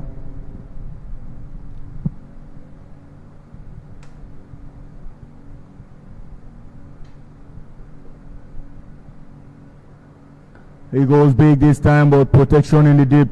A brilliant piece of fielding. The Rising Star would fight for everything here. And interesting to see how this Rising Star fielding side has been very, very useful and economical with proceedings. Disappointing to see again how the GCI have managed this innings. Good lead again. Ifeanyi being very careful, wanting to stick around with his captain. But as he got the nose in his mode and what is happening now, if you're falling around the wall, this is the Premier Division game between Rising Star, who are defending champions, and Government College IBADAN Old Boys Cricket Club. North Star won through the points region. They'll get couple 2 runs from that delivery. It's been a mixed match. Emotions here in the comms box. We've got steamed followers of GCI, Jidagba himself and my humble self. Unfortunately, plenty of young cricketers around, and one will see endurance. You should be opening the batting here. I'll tell you, I'm not going to take that risk considering the speed of these young stars. However, Ifeanyi will just keep rotating the strike for GCI, bringing his captain back on strike. 31 of 27. This is really hard work. batting under immense pressure here, Isaac Okpe. Consider that again. You will have loved the others to contribute their own quota. And he plays it up. And no movement. The only thing Chimeze would have to do is to go and pick that ball. The ball has raced for 4. See that again on replay. Stand and play it. That's a man that has been hit for most of the balls as far as the bowlers of Rising Stars Cricket Club are concerned. There's an opportunity for Isaac Okpe to take his game to a half century. He's 15 short of that. He needs to bat and bat all the way. They need him to be in that crease. It's just one. That's Chimeze there, fielding in that region. And you have to say for Isaac, sensible batting, because at this juncture, he needs to face all the balls. And there could still be a chance for maybe a 120 score. That is 10 runs per over if they eventually get it, because now we have 5 more overs to go. And Endurance, if they score 10 per over, that's 50 in addition to the 71 we have. 121 looks like a good score that will be very interesting for people who are watching across the globe and the dignitaries that have even come here to come and watch. I've seen Mr. Adebola Gushino, I've seen wicketkeeper, opening batter and captain. So you can say what Kome Agodo is to Nigeria back then is what Endurance of FEB was also to Nigeria. It's also here. And a lot of dignitaries that have come to see this blockbuster fixture, so they can't come all the way and see a game that is not of great interest. Bowling scorecard for you there. Economy rate of 2. That man with 2 wickets and missing 4 runs off it. 8 dead balls and he's bowled that in 2 overs. And we also see that man there, Kapil Sharma, 1 wicket from 3 overs. 9 runs and 11 dead balls. Those are cool, decent figures. But like you said, Ajida, about 10 runs axing now, you might just think about losing those wickets. But it's good to dream big and try to go big. But the captain himself, Isaac Okpe, has got the ability to go big if he sticks around for a lot more overs till the end. And that's what you usually say. Just picture if they had 4 wickets or 5 wickets in hand with the likes of Vincent Adewoye and Sylvester here to bat. Unfortunately, that's not the case here. And it's 15 overs done, 71 for the loss of 7 wickets. Into the 16th over, it's a captain's battle. Captain of Rising Stars Cricket Club and former player of Government College Ibadan Old Boys Cricket Club will be squaring up against the captain of Government College Ibadan Old Boys Cricket Club, Isaac Okpe. Chimeze versus Isaac. Who wins this battle? First battle won, 4 runs. In addition, I projected 10 per over to make it a respectable score. And he's already gotten 4 runs from the first ball. He's gradually inching closer. 5 more good balls to be bowled in this over. The first one was calmly dispatched. Another boundary there. The boundaries are coming in their torrents. Isaac is batting like the Isaac that we used to know. 2 balls, 8 runs. Chimeze will definitely be thinking about it, that what's going on. And you can see the man who went to go and pick that ball. He had to take Ashmi Shrestha, their wicket keeper, to go and pick that ball. And see the look on Chimeze's face says it all. After 2 balls, 8 runs, a bit expensive. He needs to start thinking about it now. What do I need to do? And how do I make sure that this batter does not get joy in the batting crease? He's vastly experienced. He's played for Nigeria at the highest level. He knows what to do. I'm sure you'll be thinking about it. But then Isaac also is thinking about how to continue to increase the runs. Oh, great batting from Isaac. Just one. And that's 9 runs from 3 balls. 3 more good balls to be bowled. Emphasis on good balls for us to come to the end of the 16th over. What a brilliant bowling there by Chimeze.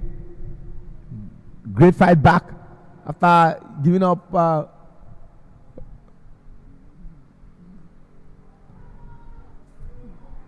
oh, great shot there from Richard Ubo. Expensive over. This is turning out to be 3 fours in that over. Ajidagba, we always talk about the approach to the game. There are always going to be those 1, 2, 3 bad overs in a 20 overs match. And that is where GCI have missed this tactics. They needed to be patient.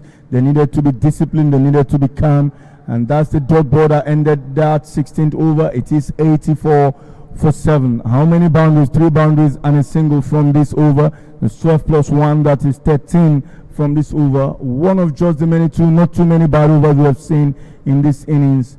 And clearly that's the first one from Isaac Okpe. He was short and wide, gave him a lot of room to swing that bat. And this is the second boundary. You can see again, this time he went straight and Isaac flicked that one off his pad. The wicket keeper was the only one on that side. You've set an offside field, wide ball on the leg stump line. And this is the third boundary there from Ifeanyi Ubo. Brilliant drive this time through the offside and got the long off-fielder into play but couldn't reach that one. 84 for 7 after 16. 24 deliveries. Just picture this team being able to manipulate themselves and walk around through the hard times to make sure that they have 6 wickets in the last 4 overs. Perhaps 120, 140 was visible. Unfortunately, that's not what it is. And Isaac Okpe, the man on 45 of 32 deliveries, have to do the hard work. He knows it's not about getting the 50. It's about putting his team in a very comfortable position, because the patron and those who are here are not here to see the wickets but the runs. It is Majid Khan from the Court of Appeal and versus Isaac Okpe. This time short, this time would hit that one all the way, but through mid-wicket region, more boundaries here, and Rising Star will have to be extremely careful here not to bowl themselves into a tough position. Majid Khan this time drops that one short, and Isaac Okpe stands and delivers through the big gap in deep mid-wicket. There's more boundaries for Isaac. He's moved to 49 of 33 deliveries and hopefully gets to 50 and puts his team on a very, very decent and defendable total. He's the captain. He knows not just about scoring the 50 but taking his team through the ropes and making sure we see a decent total on the board. A brilliant shot to go through this one. The 50 comes up, he wants a second, and this is where he knows how important it is. This is a real hard worker. This is a captain's knock, and this is discipline. He knows it. He's not even acknowledging, because he understands, like we say, what he wants to be. He's a Nigerian international. He's been around long enough. He's an all-rounder, and he knows how important this is. He's played in Zimbabwe, South Africa. He knows the home teams there. He's loved in RRA, and he knows people will be watching, and he's got to make a big statement here. When I find my team in trouble as captain, I've got to take them through it. That is what Isaac is showing now. This time he goes big on the offside. He 3 rows away, back to back. More runs on the board here for Isaac. The team moves to 90, and this is beautiful to see, and good to see how he's managed to bat through the hard times here. 94 for 7 from 16.3. Aji, what do you make of this late Larry for GCI? This is quite encouraging, at least for those who are watching and for the sponsors. Big shout out to Sterling Bank for putting this together for us. We are deeply appreciative. When you look back to say there is a monetary reward that comes with player of the match, you want to play for player of the match, you want to play for your team, you want to take them over the line. So big shout out to Sterling Bank, big shout out to Tata International, big shout out to Tech Global Solutions Limited, Pets Foundation, Lagos Cricket Stakeholders, Sego Family Foundation, Lagos State Cricket Association, Nigerian Cricket Federation. All of these people have been very, very instrumental. We want more. We are yearning for more. And this is an opportunity and a platform for you to put your market out there. How can I forget Nestle, makers of Milo? You all rock. And like Endurance said yesterday was absolutely brilliant. Media engagement. I saw kids who were enthusiastic to learn the game of cricket. And it's an upward trajectory for us in cricket. What more can we ask for? Shout out to all the coaches who also took those children on the drills. The likes of Ramon Adelakun, Friday Udo, Tutu, Michael Abigboa, Aziz Salako, Benga Akinriola. All of these coaches did excellently well in ensuring that those children understood the tenets of this game called cricket. We're back with the game. More and more runs coming here, more and more. They're having fun here. Late rally. Richard Ubo Ifeanyi also coming to the party here. Runs to 16 of 19 deliveries. And we have 99 on the board here for 7. And expecting the last delivery of the 17th over. We talked about it, how beautiful and quickly things can change here at the TBS Cricket Oval. It is what we expect. Just imagine how bad a business and a day has been for GCI, and pulling out this performance to make the best of this moment.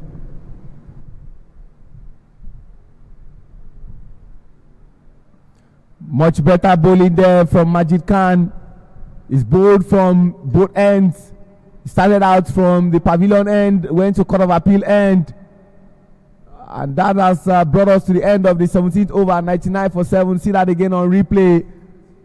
The 50 of Isaac Okpe, captain, fantastic. That was how he started off from, and that moment, that was beautiful to see. Not only did he score 50, but he also scored 51, and you can see. Usually, what people do is to try and raise their bat in acknowledgement of what their teammates is doing to them. But you could see from the look of Isaac that there's nothing to be acknowledged. I just need to bat all the way. And we are getting into the 18th over. Interesting show here. 99 for 7. Last 18 deliveries of this innings, and it's Isaac Okpe on 56 of 36 deliveries. Richard Ubo Ifeanyi 16 of 20, and making a great comeback here for GCI. 18 deliveries, 30 runs on the board. That will be a good show here on this wicket. However, the pitch is dried out and the pitch is playing through now. He goes big, brilliant drive, but then we get a couple. He wants a second. Ifeanyi is coming for it. Brilliant running between wicket. Isaac understands it clearly, and it's Tamesh that is in business against Isaac, and this is very good. Century 1-1. This is what a championship team is made up of. You find yourself in tough situations and you come back strong.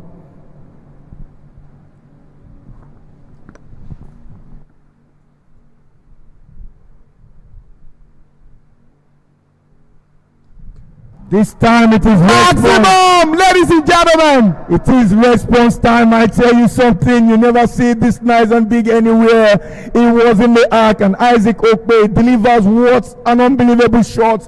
This is what happens when you bat through again in the slot, and Isaac Okpe does what he knows how to do best. Anywhere in the world, this is maximum. If you could measure that one, it would be 92 meters, I tell you, and into the stands. Anywhere at Lord's, where Sydney Cricket Grounds, name them the Overcare. I'll tell you, this is beautiful to see. And Isaac is raised to 64 from a struggling point. And there you go, short, he goes big again. This is devastating. More and more run. I tell you what, 12 from 2 deliveries, maximum. That is what it is. Isaac Okpe knows how to do this. Ajidagba, we talked about it. If you find yourself in trouble, you bat till as late as you can. And that is what Isaac has done. Short pitch delivery, and it goes big. What a man. Isaac Okpe, captain's note, this is. Take a bow, Isaac Okpe.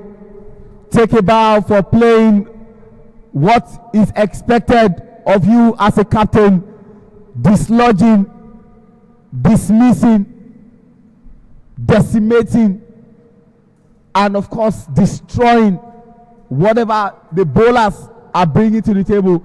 I apologize to you, Endurance, for interjecting in that moment where he got us the first maximum. It was rude of me, but then it was what was needed, for this game to come alive. and so we can have something to talk about. I was even thinking of a 120, but as it starts now that we are still in the 18th over and we are 113, this is going to be very interesting. Into the fourth delivery, Tamek from the pavilion. He goes big again, but this time it seems to be in the air. Is it Sefu that comes around it? Brilliant catch. He makes a light work of that one. And Isaac departs on 70 of 40 deliveries. This is not what the GCI would have seen or want to see. But imagine Isaac still batting with 13 or 14 deliveries left. We could have probably seen a 140 defendable total for GCI, but this is fantastic batting by the captain, Isaac Okpe. He came when they were in all sorts of trouble, knocked it down, but imagine he could hold on for the next 13 deliveries, maybe 100 in the cards for him. This is where you change the mindset. Achidagba, what do you make of this brilliant knock?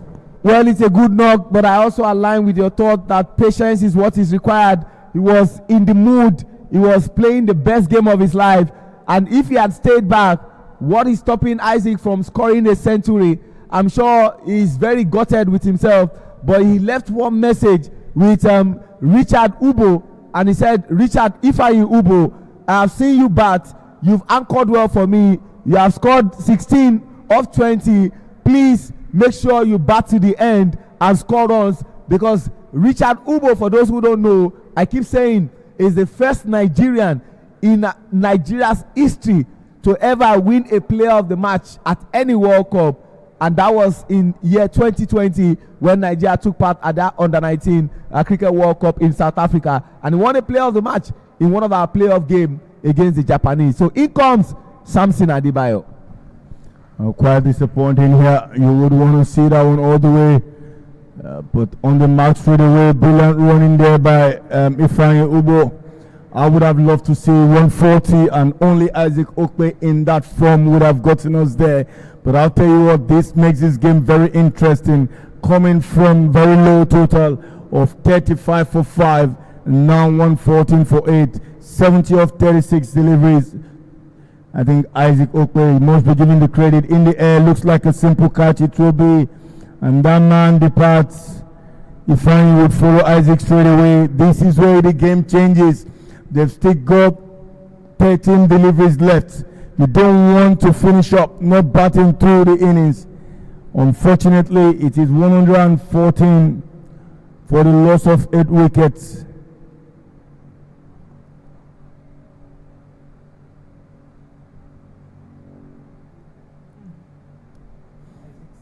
There's Isaac 6 again against Tamesh. He goes big in front of him and goes all the way. And the next one was a short pitch delivery and straight through that boundary at deep mid wicket. It went all the way. The fielder could only watch. And this is the one that got him out half-hearted. He should have gone big again and straight. But this time fielder made a light work of that one. And that is Ifeanyi, and departing, he was big but straight, no energy in that one, and the man at long on made a light work of that one. Disappointing show here. And GCI 114 for 9.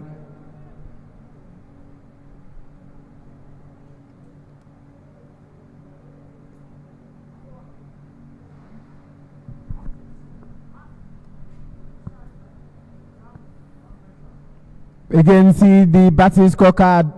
Ramon Ali didn't score any run. Popam scored 14. Talabi Odun Alex scored 3 runs. Okpe Sylvester scored no run. Isaac Okpe, the elder brother and the captain of his side, scored 70 runs off 40 balls, which included 7 fours and 2 sixes and a strike rate of 175. Elo Chukwu David Undubudem scored 3 runs. Vincent Adewoye scored 1. Jim Abdurrahman didn't score at all. Richard Ubo scored 16 of 21 balls. Adebayo Samson and Jande Hussein are the ones that are batting. Cricket is a very funny game. From when we are projecting that this might even get to maybe a 140 or thereabout, it's looking like this cannot even get to 120. And see the partnership. The best partnership has been Isaac Okpe and Richard Ubo, who faced 44 balls in between them and scored 75 runs. The next that's close to them is Isaac Okpe and Paul Palm, who scored 19 of 22 balls. It's been a bad day at the office for GCI, and they will hope that this duo, Adebayo Samson and Jande Hussein, can play out the overs. We have 2 more overs to go. At least play out the overs, and maybe they can get to that 120 that can be defendable.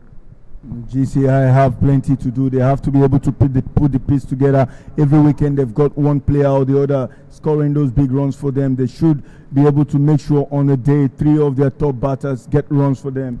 That will be a day we might see GCI score 100 plus. But I'll tell you what, we still have a game in our hands and the scoreboard is ticking. It is Adebayo, Sheon and Jade Hussein who have moved on to 115 for 9 from 18.1 deliveries, just 11 deliveries left. Imagine what would happen if you get 5 boundaries from 11 deliveries. Probably we'll be talking 130, 140 plus, and then making life quite difficult for Rising Stars. But as it is, Rising Stars still have some glimpse of hope. It is Capel who's looking for the yoke there, but couldn't find it. This one went through that man, Majid Khan, at mid-wicket. GCI will clap for anything at this moment. The team that looked to be bowled out for 50 has just managed to sneak in with his keeper himself standing out and putting his hands up to be counted. It was a brilliant knock in front of the crowd here, and not so many, but a Patrick crowd, and loving their cricket on a Sunday afternoon, you can say, or evening.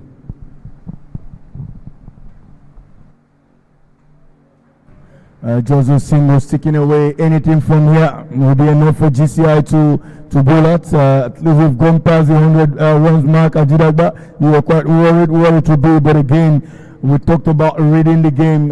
If you see the Nijets have been posting in the past 2 days, is what comes to your mind, and understanding how the wicket played early on.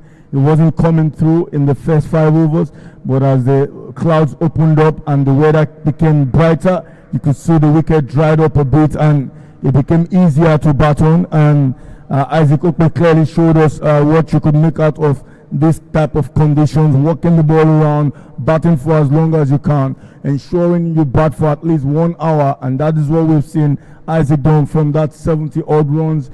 And if you take that out of this total, GCI was in all sorts of trouble, but now seems to have a game in our hands. This time everything coming off the bat seems to be a run. They want a second, we don't know is the call. 119 runs here. We're just approaching the 120 mark you planned there, but I told you there's something in it for it if they could be disciplined enough. And that clearly shows when you have the ability to go big, you must be able to study the wicket and see what is happening and have a game plan that you can take advantage of. I agree with you. Much better bowling there from Kapil Sharma, and that has brought us to the end of the 19th over. There is 9 that is consistent here.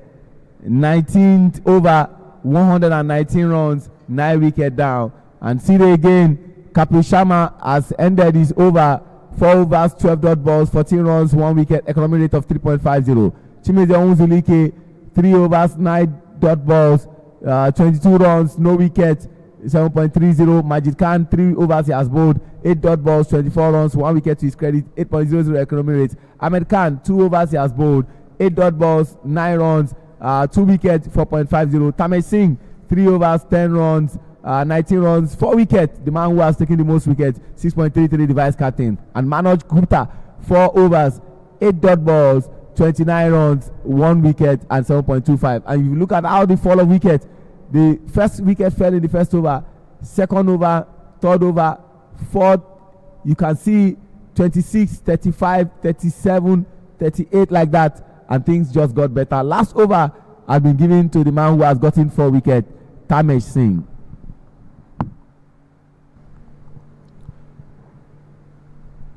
And perhaps looking for a 5, a smart thing to do if you were Captain Chimeze Onwuzulike. I'd wish it was Isaac Okpe batting. This would have been a fireworks last over, but 119 runs for 9. Interesting show here. Will they get more runs? And that will become very important to what this game will become later in the evening. And it's 120, the course runs mark. That's what it is right now. Tamesh 4 for 20, 4.1 overs from him, 3.1 overs from him. His ball 19 deliveries so far. He's into his 20th one. It's going to be interesting. Full toss misses out on that one. And GCI would perceive themselves to be lucky to have been on 120, but this wouldn't have been possible but for that captain's knock. Hopefully you get a chance to see that knock and the replay chapters. The kids are running singles, the tailenders in just adding their quarters to it. You know how 2 balls left from this innings.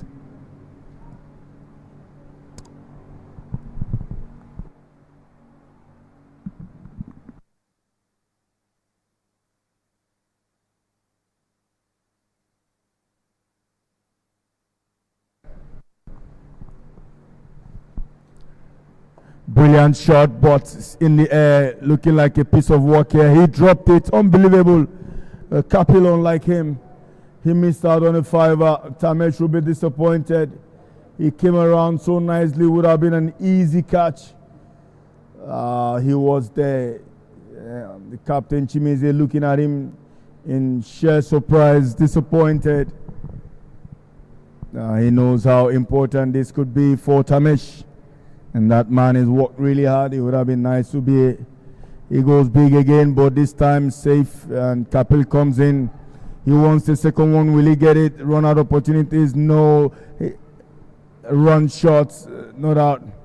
And that's it. That's the end of the first innings. It is 123 for 9 wickets in the allotted 20 overs.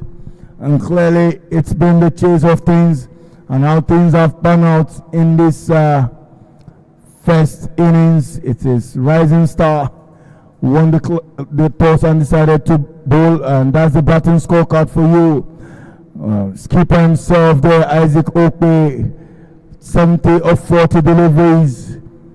Next, Richard Ubo partnered with him for that 75 runs partnership, 16 of 21. Popam 14 of 20 are the only double figures in this lineup, and they're managing 123 runs for the loss of 9 wickets in 20 overs. The bowling scorecard for you, that man Tamesh Singh, 4 for 23 of 4 overs, and with 12 third balls, I will say that man Majid Kapil and Ahmed Khan, all 1 wicket each, alongside Manoj Gupta. Economy with the brilliant one from the man there, and that's the summary for you.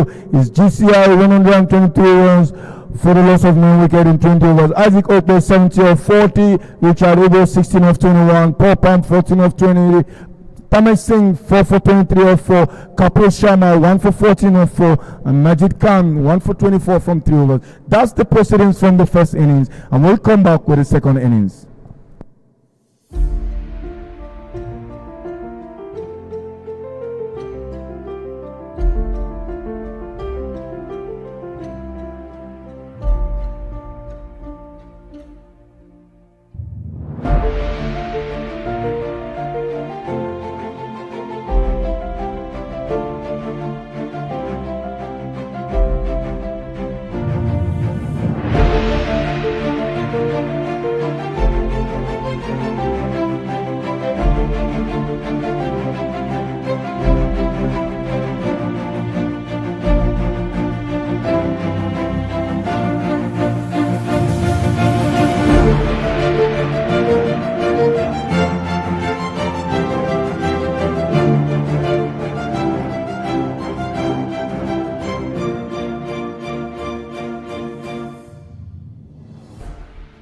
At TechPoint Global Solutions, we deliver enterprise-grade connectivity across Nigeria.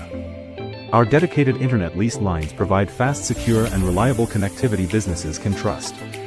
With our smart IT managed solutions, we protect and optimize your infrastructure, so you can stay focused on growth. As an authorized Starlink partner, we extend high-speed internet to businesses anywhere in Nigeria. In 2025, our impact was recognized with the ISP Game Changer of the Year and Telecom Excellence Awards. Are you looking for reliable internet?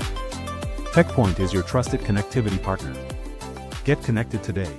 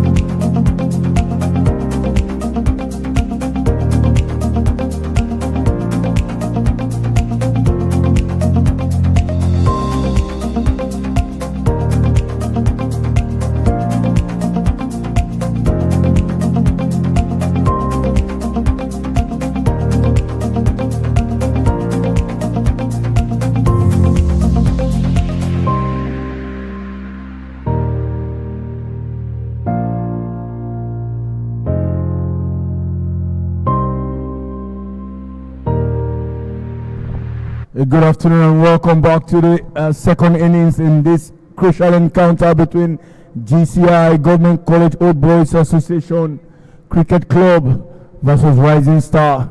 And earlier, it's Rising Star who won the toss and put GCI into bat. And GCI finishing on 123 for the loss of 9 wickets in allotted 20 overs. Isaac Okwe playing the captain's innings there, 70 of 40 deliveries. Supported by Richard Ubo, 16 of 21, and Paul Palm, 14 of 20. Have managed to ensure we have a good game in our hands here this afternoon or this evening.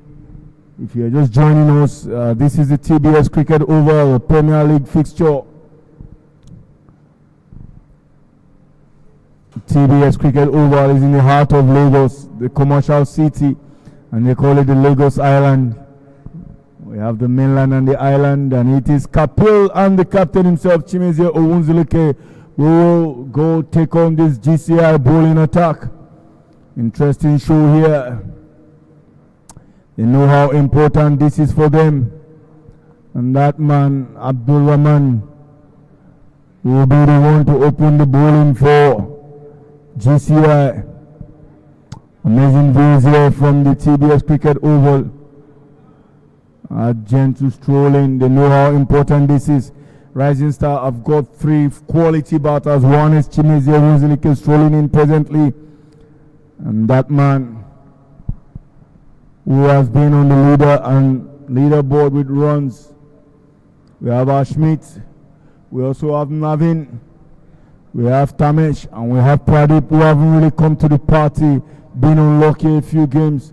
But they have the ability to take this game away with the top 5 batters.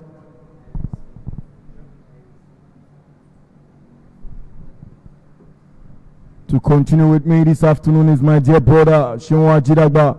You will hear his voice in a couple of minutes' time, alongside Bayomi Ayanusi, bringing you proceedings from the Tafabala Square Cricket Oval, and plenty to play for.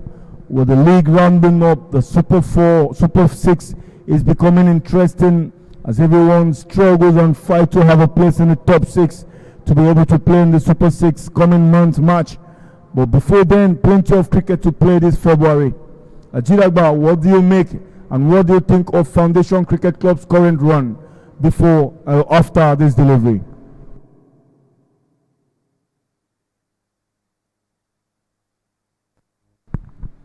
Thank you very much, Endurance. 123 runs, defendable total. If not for anything, yesterday suggests so, where Foundation Cricket Club table toppers posted 91 runs and they were able to defend and still win by 4 runs.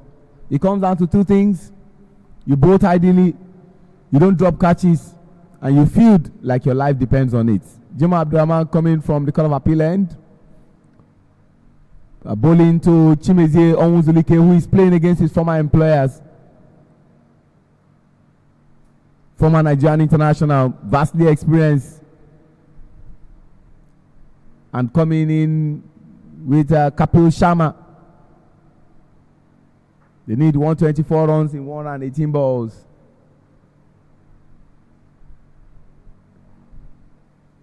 What is required is 6.31.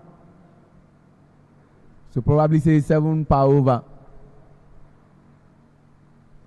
No run there. They know what they scored. They just need to defend it. Jimo didn't do anything with the bat, but he has the opportunity to do something with the ball. Jimo is a wicket taker anytime, any day. He's done it for Nigeria on many occasions, and hopefully he does it here. That man behind the storms, Ramon Ali, had a quick firing 50 and 100. Oh, brilliant piece of work. Umpire doesn't think it's in line. And that one came back after the line. I say brilliant decision by umpire Wale Adekoya.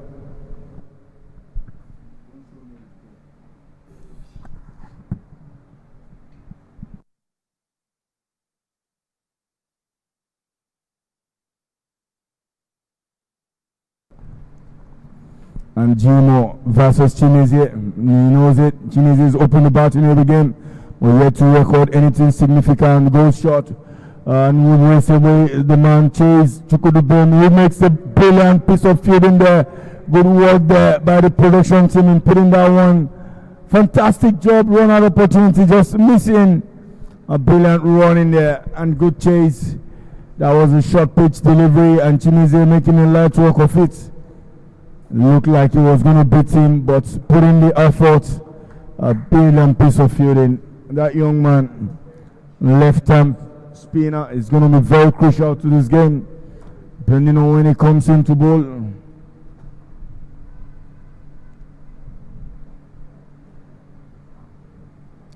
Oh, this time straight to him again. Abuamon needs to watch the line carefully. He's bowling just too much on the leg side. And if Chimezie could find the gap and really hold sway, probably would have gotten 2 boundaries. But it's 3 runs on the board, and it's the last delivery of the first over. Currently run rate is 3.36 and required is 6.3.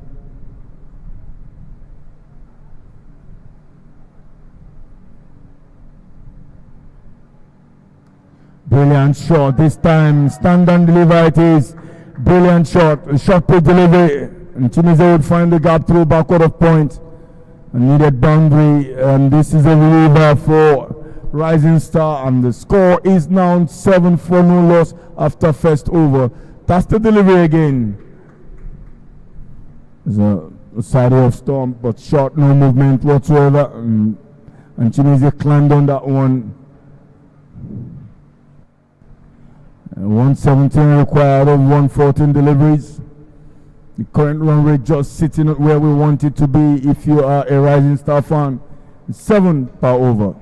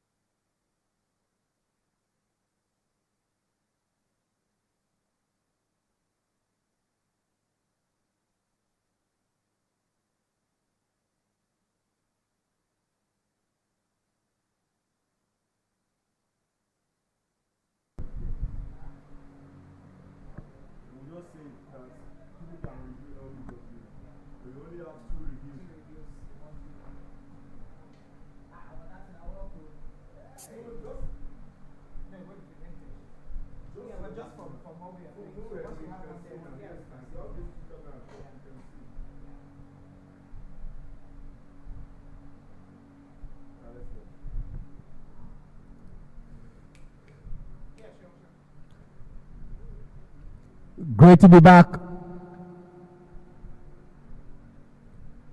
Hello Chuku coming from the pavilion end. There seems to be a bit of change in almost everything that is happening around GCI today, from the batting to the bowling. Ordinarily, we'll have thought maybe Richard Ubo will be bowling at this period. But the captain thinks otherwise and says, hello Chuku, David, come bowl now and probably get a wicket for us. Great shot there. They want to do 2 and comfortably they get 2 runs.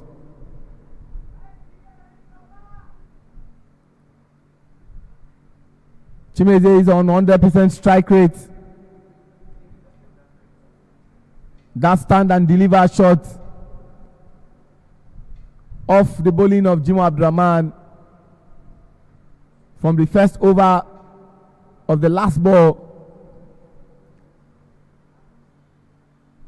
It's almost looking like this will race to the boundary. And yes, it is. Whatever happened there, the wicketkeeper can explain better. The replay says it all. Oh, that was a close one there. Now I'll tell you what, Hello Chuka will have to think again. We always speak to him about pushing the ball too quick.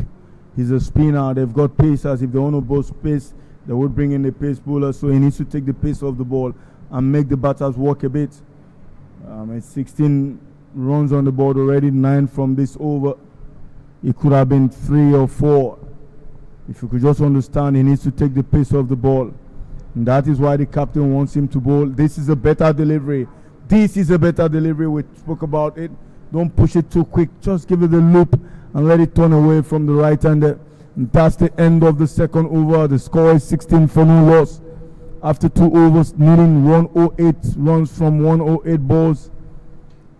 Current run rate is 8, required is 6. Look at that delivery. Chimeze just stretching really, really hard. And misses, that one misses everything. The bats, the pads, the stumps. Only the wicketkeeper got involved in the way. Chimeze with 14 off 11 deliveries. Kapil Singh 1 from 1. Still yet to really get going.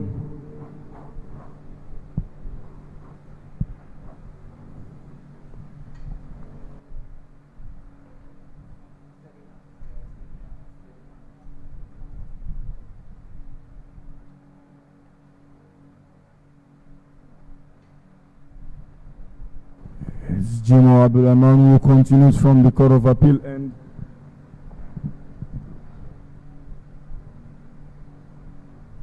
Oh, brilliant shot, but couldn't get off there. The fielder, Adiba, still involved in proceedings. Quick comes here, Kapil.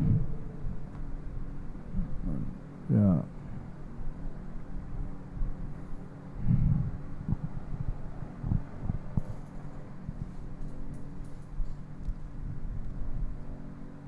Every dot ball counts here. Every single counts. Oh no, he misses out on that one. And skipping just a tad low.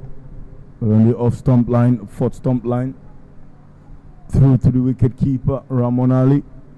That young man knows he's had a disappointing day. He knows he's got the ability. He just needs to bat for time, take his time. If he bats 20 overs, perhaps one of those players that could score 150 runs in 20 overs cricket, because he's got the ability to run the wicket. And that explains his composure.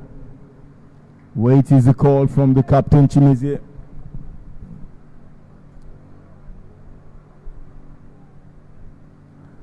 And this is very, very decent cricket by both teams. Very, very calculative, but this, I tell you, is going to go down to the last 2-3 overs.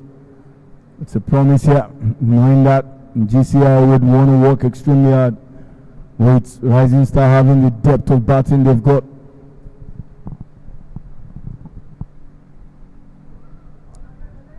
Outside edge finds the gap in that slip cordon. Just a single from that one. Jimo wanted more from it, but not much can be done.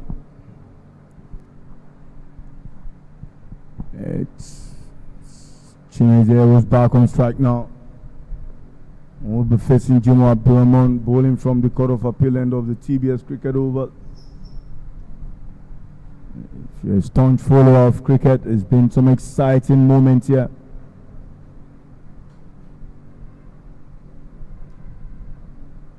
Comes down the wicket. Yes, what a response. Short pitch delivery. Saw him coming, shimmy down the wicket, and he made the best of it. And that will go over deep square leg for a maximum. See it again on your screen. Chimeze, just that shimmy down the wicket. And Ramon trying to bowl him a bouncer. But this is where he is. And that is where he loves his moment.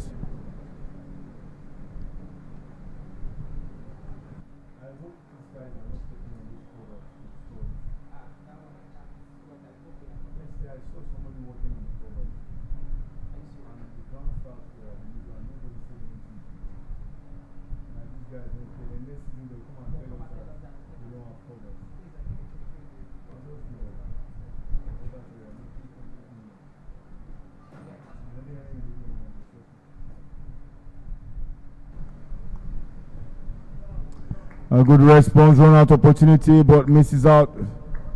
Chimize once more, but not getting it this time. And that brings us to the end of the third over. It is 24 for no loss. 100 required from 102 deliveries. And that boundary again, this time came down the wicket, short pitch. And Chimize make the best of the moment.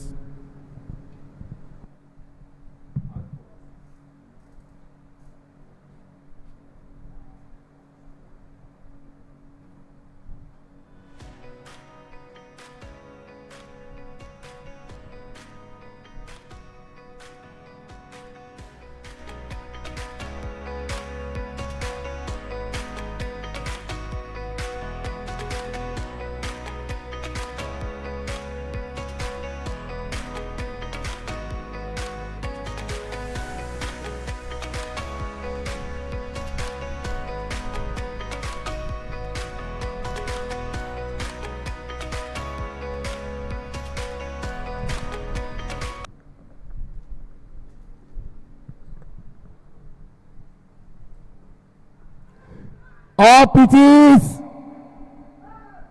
And it's gone, ladies and gentlemen. He finally got the wicket of another captain. You could hear the voice of Elochukwu, please, please, please, don't drop this catch. And Chimezie Onwuzulike is gone. See the running of the man who scored the most runs, Isaac Okpe, ensuring that he does not get up to him.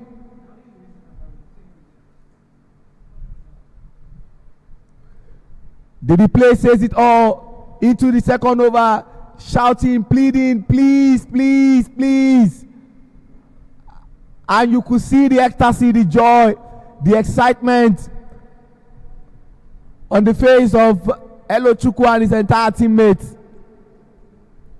And in comes Ashmi Shesta, Nigerian international.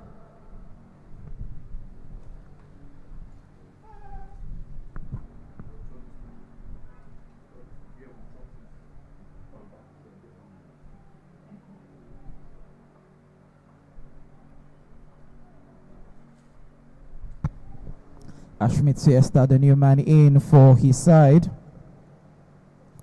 He knows he needs to get the ball taken. Chimezie Onwuzulike missing that line. He was hoping to go big at the leg side, but rather he just went straight up, probably around the 25 meters yard. And that was the captain's catch. Isaac Okpe, ensuring that Chimezie doesn't survive that, because they know how dangerous and how tough Chimezie can be if it settles in. Ashmit Siesta into the attack. The Nepal man.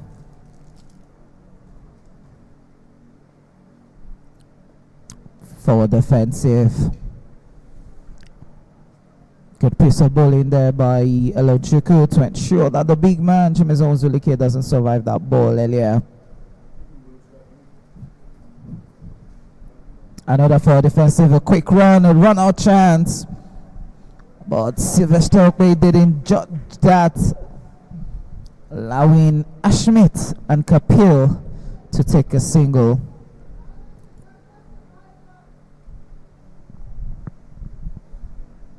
Rising Star will be hoping that things just goes their way a bit.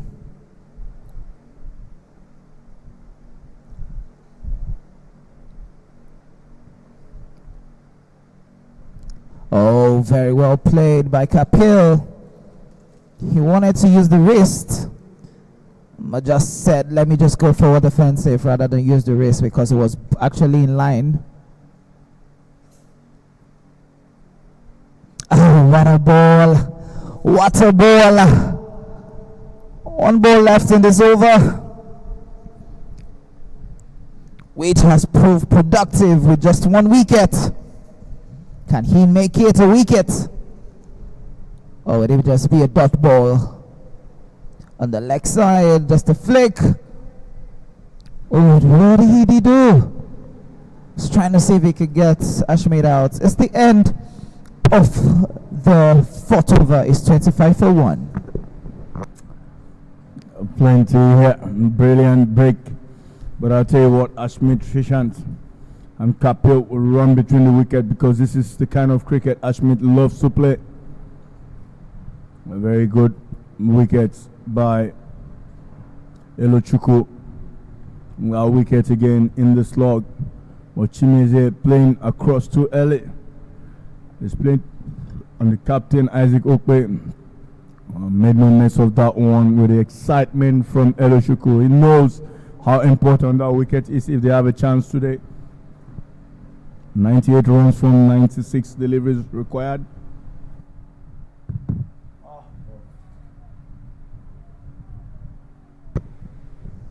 The captain himself, Isaac Okpe, comes into the attack from the cut of appeal end. Will today just be his day, having scored 70 runs early in the first innings. Can he see side through to victory? As it's 98 needed in 96 balls.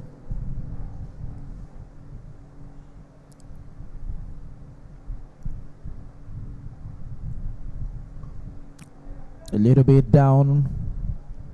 Take the pace off the ball. Kapil was thinking he could go big to play off the pace, but the only thing he could do was to find mid-on. It's a little bit squarer, not the traditional position for mid-on.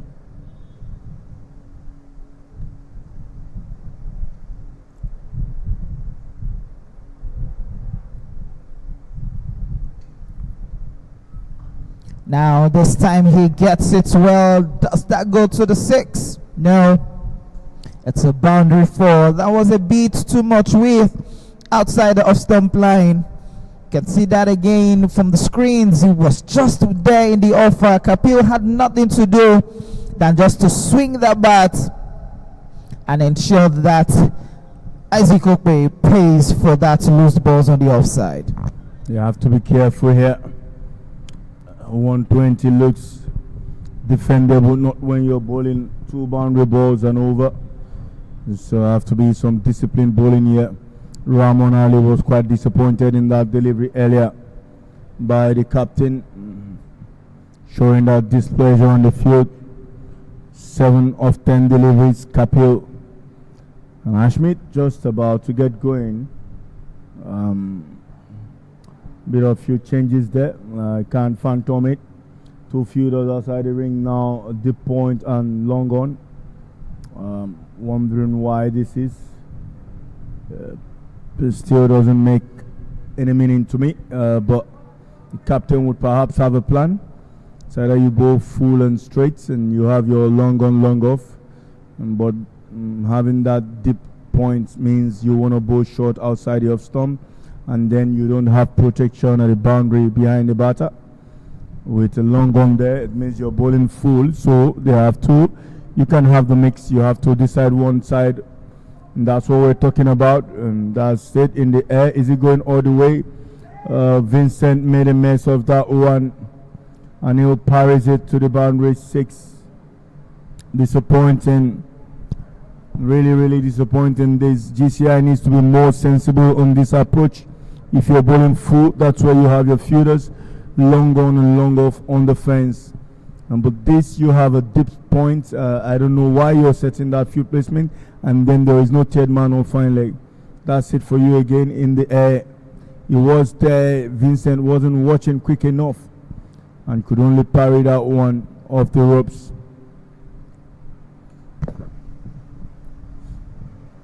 This time it's up. It should be taken. Call is it? And Paul Palm makes no mistakes of that.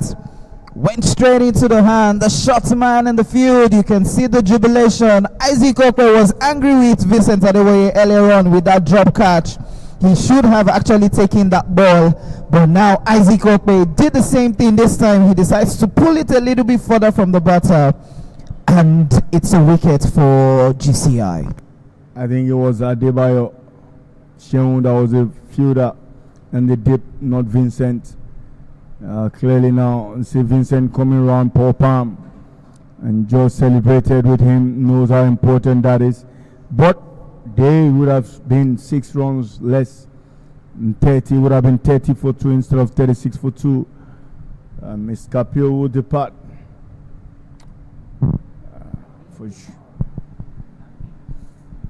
For sure, 88 runs up, 91 balls. And these will be runs versus wickets taken. And current run rate is seated on 7.4 with the required run rate on 5.8. We've seen real excitement round.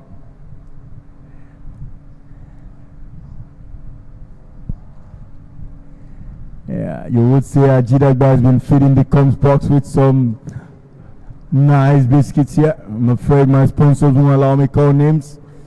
But thank you to Sterling Bank, Milo, Segu Foundation, Tech Point, Tata International. We've made sure that we stream these games live. It's Navin Kumal and Ashmi Trishant who will be looking to begin a new partnership. It's Isaac Okwe to Navin Kumal. Slow delivery and wide. Struggling there. Seems to be cramping up. Haven't batted for a decent amount of time with 70 runs of 40 deliveries. Isaac Okwe knows this is important.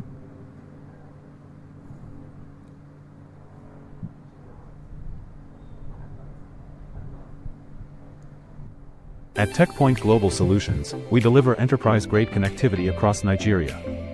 Our dedicated internet lease lines provide fast, secure, and reliable connectivity businesses can trust. With our smart IT managed solutions, we protect and optimize your infrastructure, so you can stay focused on growth. As an authorized Starlink partner, we extend high-speed internet to businesses anywhere in Nigeria. In 2025, our impact was recognized with the ISP Game Changer of the Year and Telecom Excellence Awards. Are you looking for reliable internet? TechPoint is your trusted connectivity partner. Get connected today.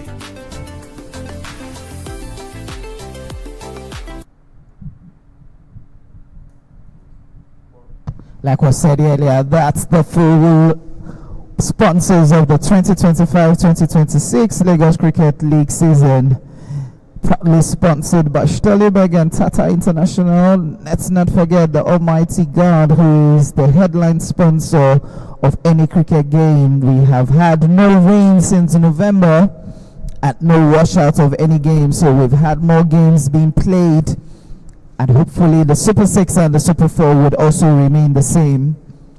And just like Endurance said earlier on in the first innings, this is just the first stage of the league. Later on we'll be having the Super 4, the Super 6, I beg your pardon, where you'll have the top 6 teams slug it out for the prestigious 2025-2026 league season trophy, which is defended by Rising Star Cricket Club, who are currently 37 for 2. A little bit towards Gully. No run will be taken. And with that dot ball, we have come to the end of the 5th over. It's 37 for 2.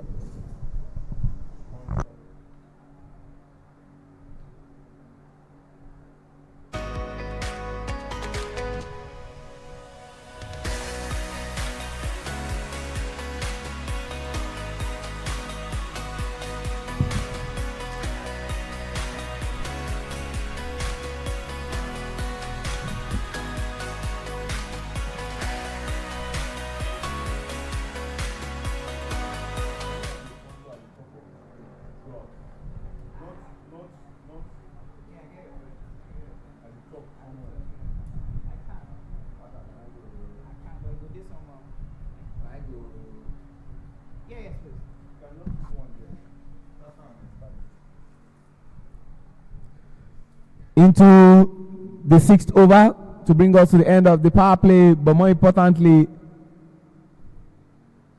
another over for Elochukwu to grab a wicket. The previous over was a very good over for him. He got a precious wicket, and that was the wicket of Chimezie Onzulike, the captain.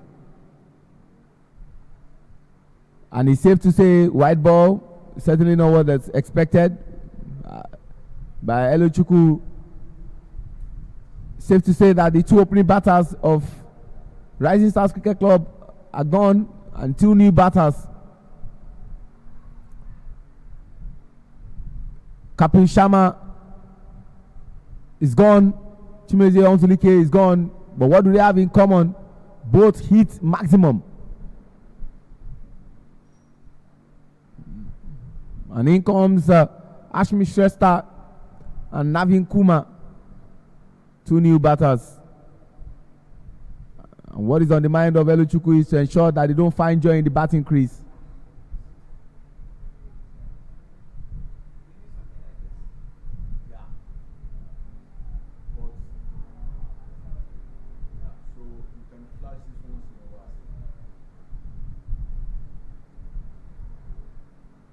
Certainly not what Ashmit.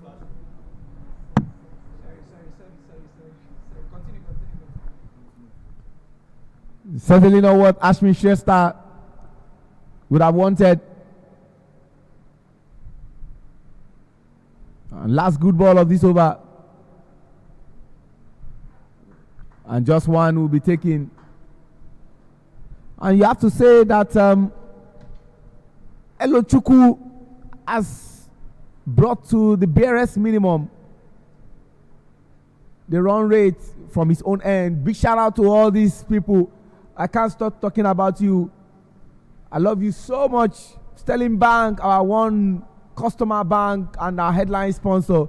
We are deeply appreciative. Thank you so much. Tata International, more power to your elbow. Nestle, makers of Milo. TechPoint Global Solutions Limited. Sego Family Foundation. Pets Foundation. Nigerian Cricket Federation. Lagos State Cricket Association. Lagos Cricket Stakeholders. You all rock.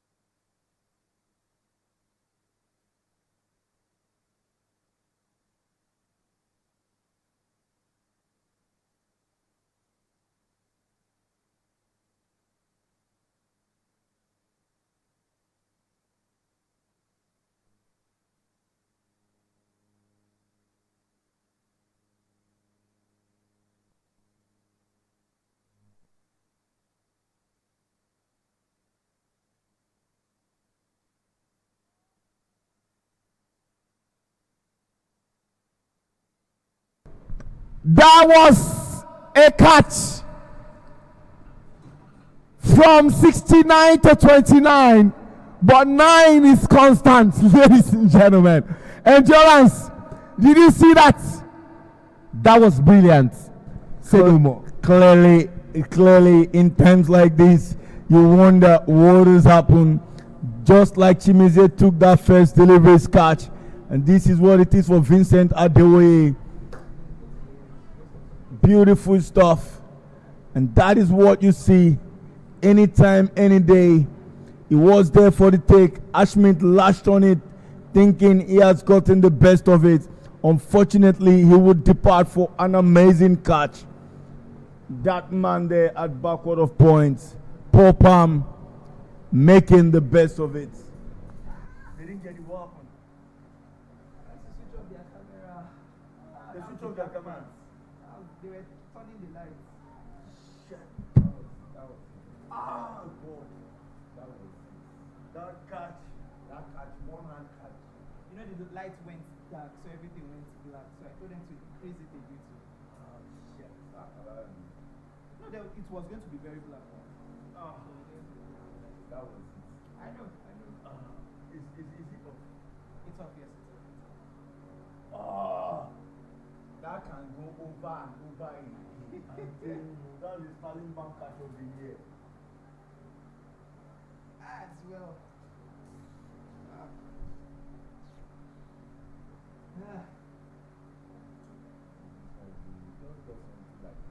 Who be that? Vincent. How do you go this bad? Coming from good to bad. How do you? I think you know. You just said they don't do it. What's on their That follows of this. That was how you go nonsense. Let's go. Let's continue. That's it.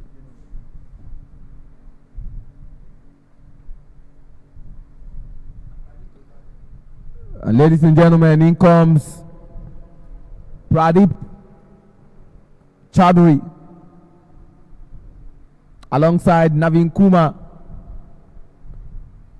Both have not really faced too many balls.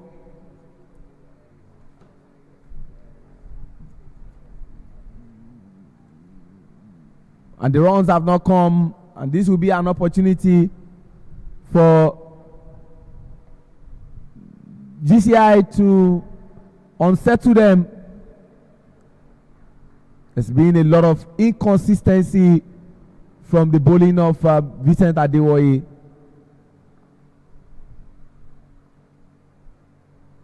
He needs to vary his bowling, and not just vary it, but bowl very well, because these two batters also are batters who on their day can destroy you when you are not on top of your game. Vincent Adewoye coming from the Court of Appeal end into his first over. He already has a wicket to his credit, thanks to that amazing catch at backward of point from Popam. Vincent wears 69, Popam wears 29, but 9 they say is constant, just like in mathematics where they tell you find X, X is always missing. Last good ball of this over, and we'll have come to the end of the 7th over.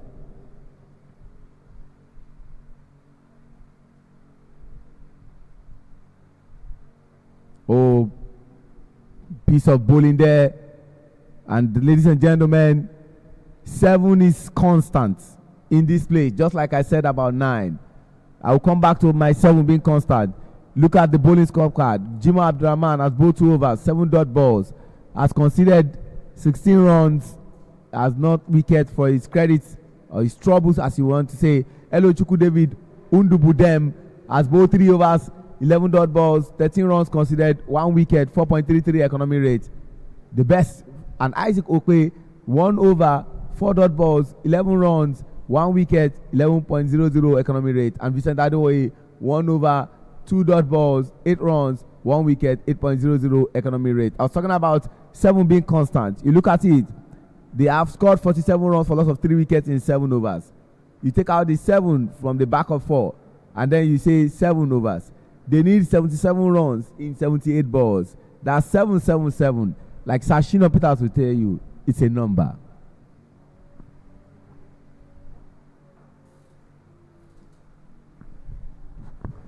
Brilliant stuff. Good to see Elo Chukwu still probing. He tries to go quick into the parts. Pradeep is a seasoned campaigner. He sure knows how to add value here. Wasn't really lucky in a couple of innings back, but today he's middling it nicely. Hopefully he can stick around to ensure 76 runs required of 77 is met in good time. At the moment it's 48 for 3 from 7.1. Current run rate sitting at 6.7 with the required being 5.9.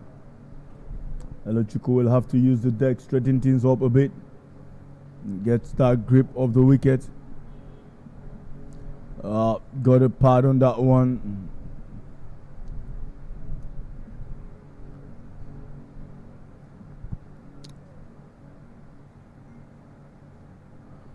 Leg by it is.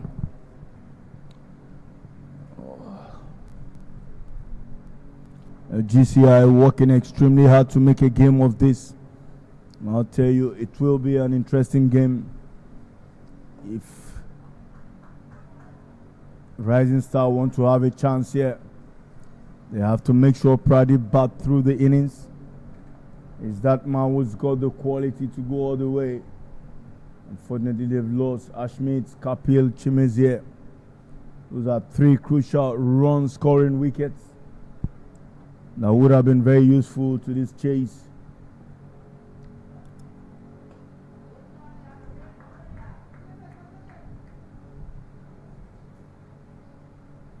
Experience here playing out.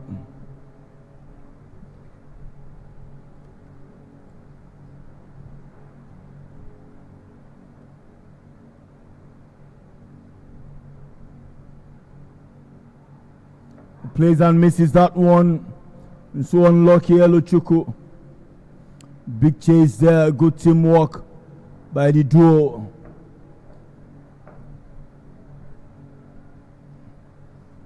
Of Adebayo and Sylvester Okpe.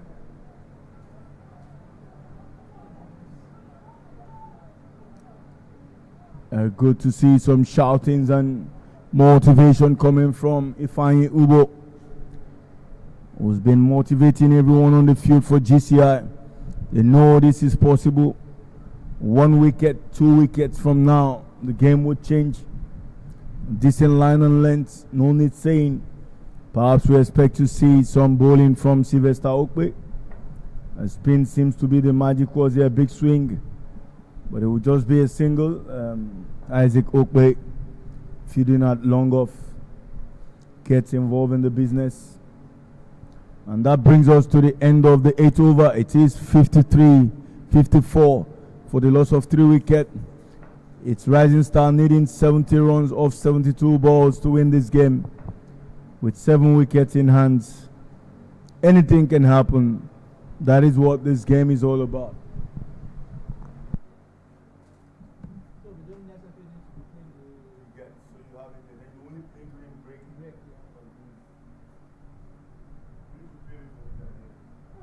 Yeah, but I created it before you even came up with the idea.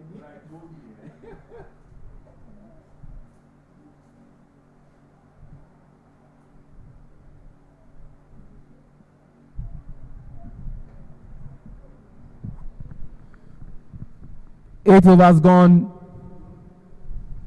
54 runs for loss of 3 wickets. The wickets of Kapil Sharma, Chimezie Onzulike captain, and Ashmi Shrestha. And the 2 batters are Pradeep Chaudhary and Navin Kumar. Oh, plays it up. But that was a drop catch. And they want to do 2. Yes, they will comfortably do those 2.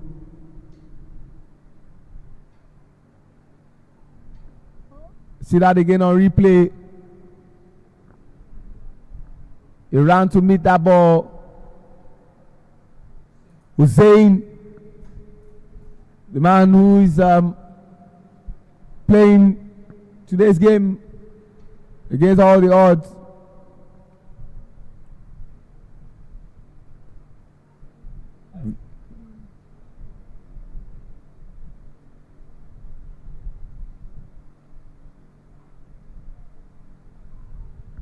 They want to do 2, but say no.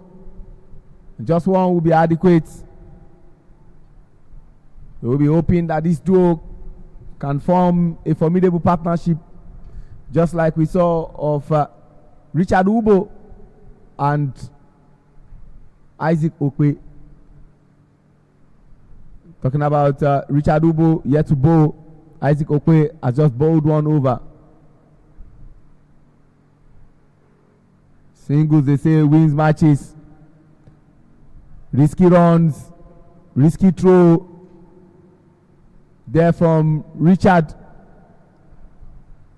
More importantly, that the wicket keeper Ramon Ali had not gone close to the wicket. That could have been one extra run. They require 66 runs in 69 balls. Very doable if they continue like this. And what GCI needs to do is to work with the wickets and ensure that these duo don't have a partnership.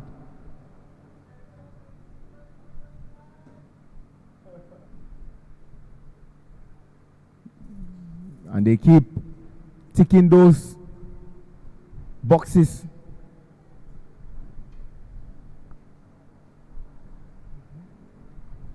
Vicente will be saying to himself, if I cannot get wickets, they need to dot the balls. The more dot balls, the more pressure.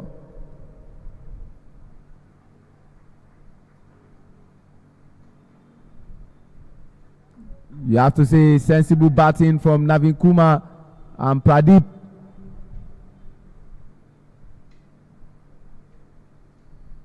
Off every ball, they are scoring the runs. They don't want to put unnecessary pressure on themselves, knowing that the more dot balls, the more problems it becomes.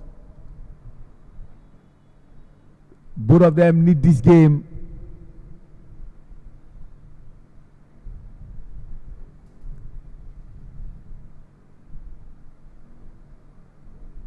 Much better bowling because it has a huge implication on the league table if you look at it critically. If Rising Stars Cricket Club, defending champion, wins, they go above Ibeju Lekki Cricket Club 1. And if GCI gets to beat them, they will even go above Rising Stars Cricket Club. You can now see why this is very important for both teams. As it stands, Shell is 9 overs gone, 60 runs on the board, 3 wickets. They need 64 runs in 66 balls. It's a tough order, and now you have an experienced campaigner, Sylvester Okbe.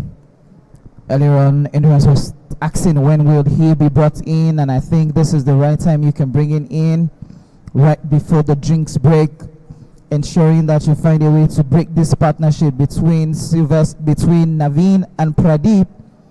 Pradeep is one batter that GCI will be wary about. Naveen, on the other hand, is a man who loves to rotate the strike. So this might just be the partnership that GCI needs to be broken before it builds into something very destructive. 7 wickets is all that's left for GCI. Tracks on the ground towards covers where Vicent Adeyu was, but there was no run taken for that. Good show of force here. It's Sylvester Okwe. That man is a wicket taker anytime, any day for Nigeria. He knows it. He knows how important this is. And these spells will be crucial to this encounter. 64 of 64 deliveries. Every ball, every run, every dot, every wicket counts. Sylvester Okwe versus Navin Kumar. 4 of 9 deliveries. You know, the pressure is up. Everything in the ring. Well-placed fielders, deep square leg, deep mid-wicket, long on, long off, deep extra covers. And they know it, backward of point, cover point, bowler and short fine leg. That's a very sensible field placement. Run out opportunity. Is it coming? No. Brave call and brilliant call. Again, Ajidagba, when you look at this field placement, one would have thought for Naveen, who is not strong off his pads, they would have had one mid-wicket fielder to ensure that they can stop those singles. So what you want to do is keep Pradeep off the strike as much as possible. But unfortunately, they're still opening the field for Naveen, which makes it easier to get off strike and for Pradeep to take strike. So the captain needs to do a lot more thinking here. I absolutely agree with you, and I can't agree with you less. And they want to run, and yes, they do. Sensible batting from Pradeep and Naveen. More importantly, the communication, vital communication.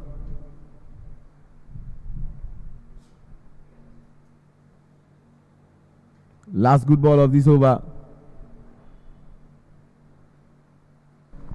And this is a war here. We can see clearly Sylvester Okpe doing everything possible to ensure they don't get runs. And that brings us to the end of the 10th over, which is halfway through the line in 62. For the loss of 3 wickets, that partnership there is growing between Pradeep and Navin. 19 of 22 deliveries. Before that, it was Chimezie and Kapil up front before Chimezie departed. And that's Twins breaks. We'll be back to continue the second half of the second innings, you can say.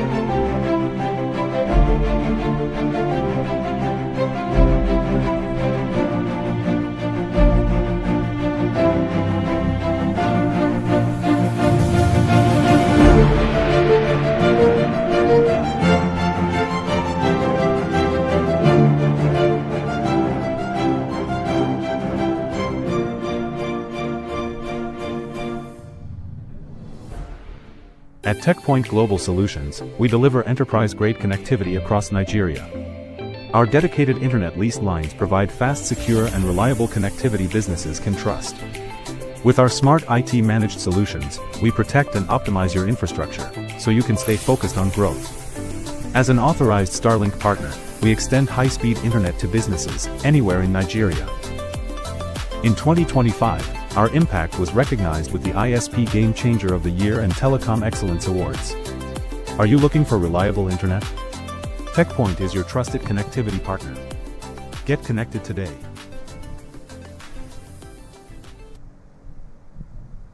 .62 needed in 60 balls. That's what's on offer for Rising Star Cricket Club. You know, they need this to call it a victory.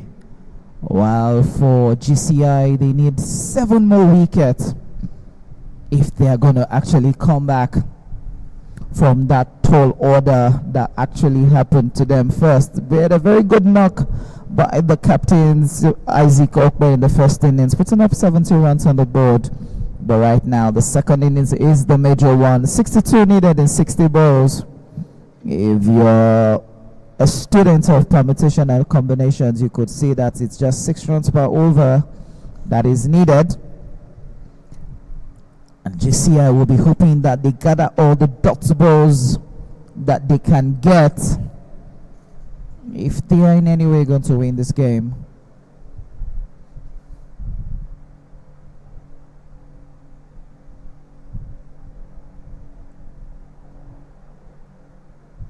Ifeanyi Ubo into the attack, or better still, Richard Ubo, like he's fondly called, into the attack from the cut of appeal lane. He has Pradeep to contend with. Pradeep goes big. Can that be taken? Oh, drop shot. But they'll take 2 runs for that. That wasn't the offer to be taken, but the fielder was just a bit not sure about his decision either to take that catch or not. And I think he was quite disturbed by the sun. That's Vincent Adewoye at long off.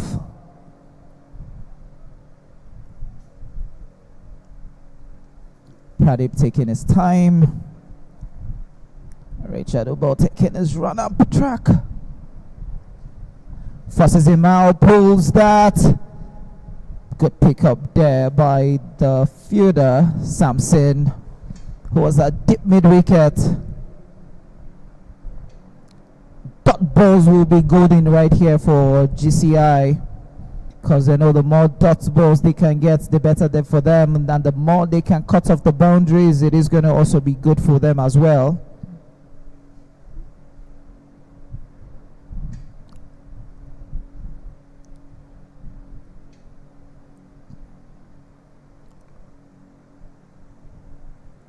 Oh, what a ball. That's the ball you want to bowl. You can see Pradeep telling him, just try and angle the bat. You could just get a single for that. Don't look for the boundaries. Let's just keep rotating the strikes. But GCI will be happy with that dot ball. Ah, what a ball. What a ball. What a ball from Richard.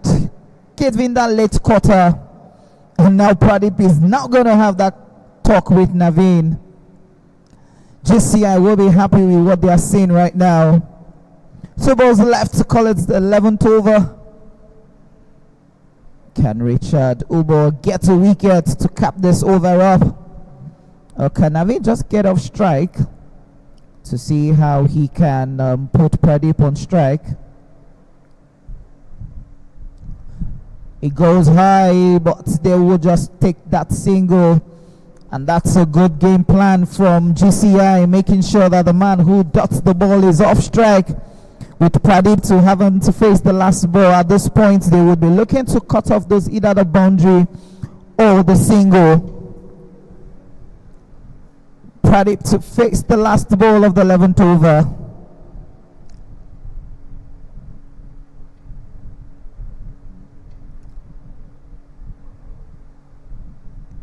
Pradeep walks out. He was already in his crease and the bowler ran in. It's just a bit of a mind game between the bowler and the batter. Umpire Riley having a feel of his football skills. Pradeep playing the mind game with Richard Ubo.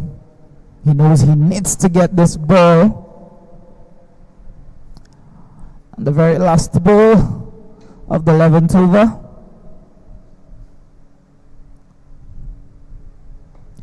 High in the air, can that be taken? This will be a fantastic catch, and yes, at the end the mind game has been won by Richard Ubo, and Pradeep has to take the long walk back to the boundary. GCI strikes in the last ball of the 11th over. Abayomi well finally placed there, and you could see from the man who initially gave a second life but had a better chance now, Vincent Adewoye might not have contributed with the bat, but he's doing so with the ball and also fielding very well. But Abayomi, allow me to quickly take you to another place where, see that again on replay. What a shot. But then he was there, Vincent Adewoye, showing the stuff is made of. What an important catch that was. But about me, let me quickly take you to the Unilag Cricket Oval. Drama all the way. Island Titans Cricket Club batted first and scored 102 runs for loss of 6 wickets. And of course, as we speak, Foundation Cricket Club has 78 runs for loss of 3 wickets. 11.5 overs gone. They need 28 runs in 52 balls. Arguably to say, Sean, the most informed team right now in the league is Foundation Cricket Club, but they still need to continue that momentum into the Super 6, because that is where it is really key and very crucial. That 5 games that they have to play at the Super 6 will be very determinant for them to be able to win the league. And not to forget, it's been 40 years that the longest club in Nigeria is this year. So this trophy for the season will be very important to them. You can say that again. They want to run. But that was risky because in comes Adegboye Sheyi is the new batter. How terrible Island Titans Cricket Club were. Their first 3 batters didn't score any run at all. Ajekun Daniel, no run scored. Rafiq Mohammed, no run. Elijah Olale, no run. He had to take Sheson Adedeji, the captain of the day, to score 59. But we'll keep you up to speed about what's going on over there. You know the good thing about this season, Sean, we've had more 50s than we can record in any season. Players have been coming to the park. Not forgetting, let's give flowers to the ground staff both at University of Lagos Cricket Oval and Tafawa Balewa Square Cricket Oval. They have ensured that this league has one of the best strips in the both venues, and even we at the commentary box can see that, because we know the pitches that can score the runs and the pitches that are very slow in run scoring. That's definitely going to be a white ball. Yes, it is a white ball.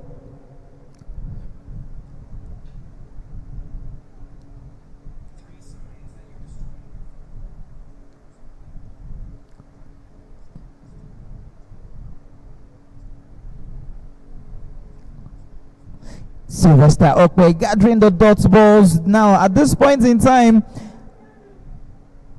GCI will be happy because Naveen is not someone that scores the runs, and now you have somebody else who doesn't also score the runs. That's another wide. Sylvester Okwe not dashing out the runs even if they're not coming off the bat. About me, I have to say I'm slightly disappointed in Sylvester.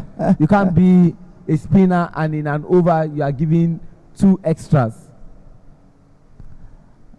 This time another dots ball. Quickly, Sean, while we're waiting for the ball, let me make you understand something.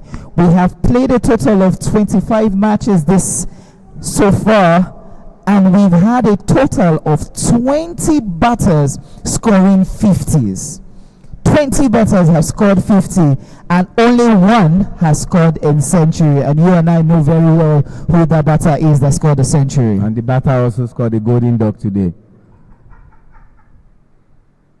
Sure, you just need to give him his flowers. Yes, that's also bad days in the office. So even if he scores a golden duck, he still scored a century to his credit.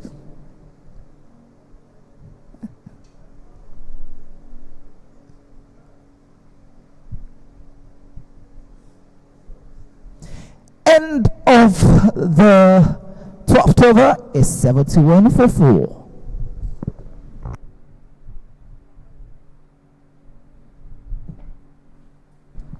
Interesting to see how things have panned out here. Needing 53 runs from 48 deliveries is GCI trailing. Rising Star trailing on 5.92 and over. Naveen Kumar Adegboye. Interesting times here, and they know it. Their main leading run scorer has not been able to play this game, perhaps not in the country at the moment, but they've done well enough to guarantee a place in the top 6. And when he will be back, every club and every team knows how important the setup has to be in the top 6. It will be an exciting moment for cricket in March.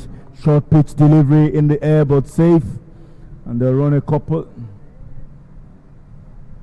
And this is very good to see how Richard Ubo has managed to ask a lot of questions here. He's gotten a few responses and he won the battle against the Park.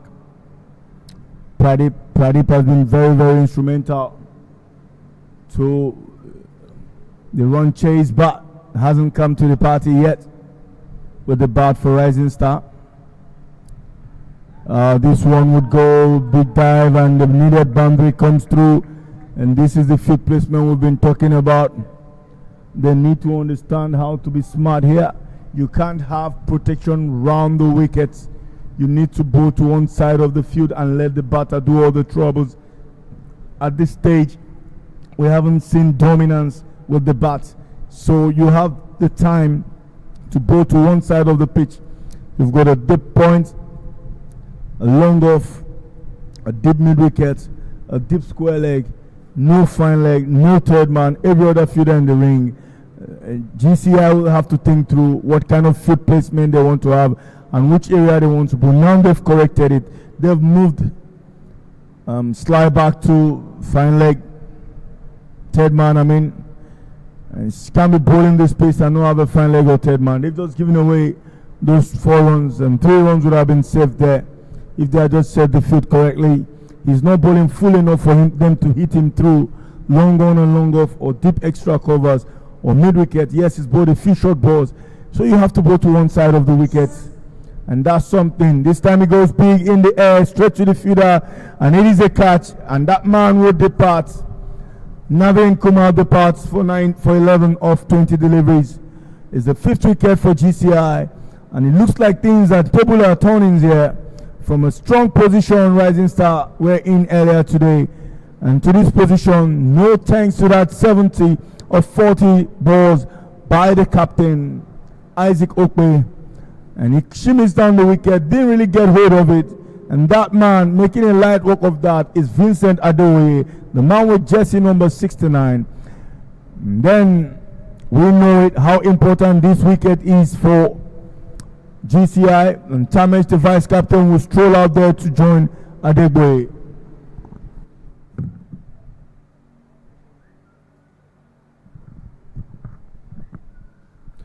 See that again on replay, how Navin Kumar time ended in the batting crease of the bowling of Richard Ubo, who is proving to be a reliable bowler. He has 2 wickets now to his credit, and in comes Tamesh Singh, the man who has gotten the most wickets up onto this period. He had 4 wickets to his credit. It could have been 5, but he only got 4, and you have to say 4 looks like a consistent number. I'll tell you about that 4. Tamesh Singh, now this is the combination GCI is going to be worried about. Left hand, right hand batting combination. GCI will be looking to just break this partnership quickly so that they can focus on one end. But interesting to say, Tamesh is also not a strong hitter of the ball. But he will be hoping that he gets some runs on the board for his side. Straight on the ground, but can only find Paul Palm, who was at mid-wicket.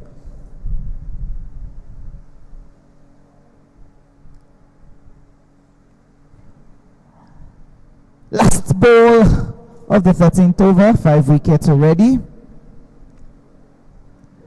This is going to be controversial, but the umpire says it's a dead ball, and now you can see the arguments between the bowler and the batter, but the umpire comes into play, declaring that that was a dead ball. The batter was not ready, as at the time the bowler bowled the ball, and I think the umpire is going to have that conversation with the batter. And interesting to say, the ball has been broken off the ball. About me, it's interesting also to see what we are seeing. But trust me, umpire Wale Adekoya is vastly experienced. It happened before also when Jimo was about to bowl during his own time. They need 48 runs in 43 balls. There's a lot of drama going on here, and it's not beyond them. If I'm going to count the number of bills that has been broken this season, Cheryl, it takes this total now to 6 bills being broken already. These bowlers are not just been friendly this season.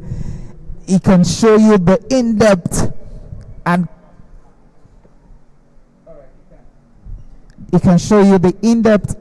the competitiveness that the bowlers are actually having with the game, ensuring that the batters do not have a swell time in the middle. So this one is just going to be A very, very good one. Another ball is broken again. I think the CCC will be looking to get more bills.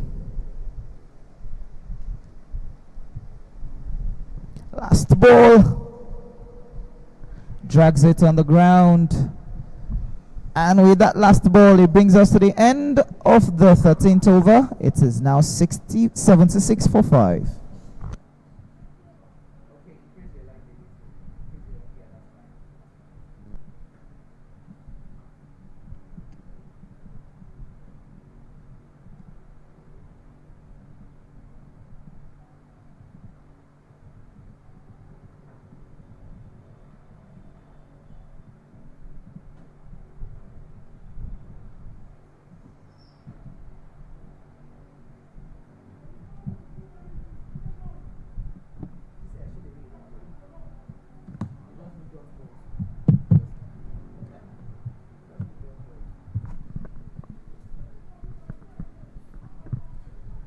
Thirteen overs gone.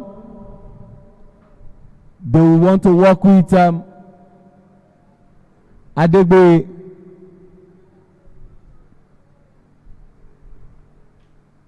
Who is the striker? And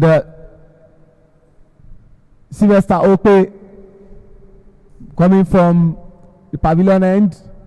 Plays it up. He's safe. Looks almost like Paul Palm was going to go for it, but no. Adegbe is safe. He will continue to bat. He's on 50% strike rate, has faced 6 balls and scored 3 runs. Kamesh is here to strike the ball. Left-hand batter. And his team will be hoping that the way he struck with the ball, he's going to do the same with the bat.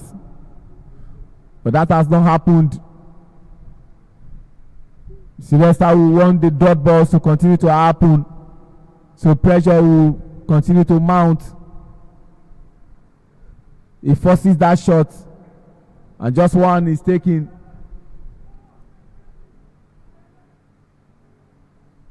They will say to themselves, as long as the boundaries don't come, even if we don't get the wicket, if we continue to get dot balls, we continue to put pressure on them. And that's what Sylvester will be working towards. He didn't do well with the bat, but he'll be hoping to do well with the ball. Yet to get a wicket.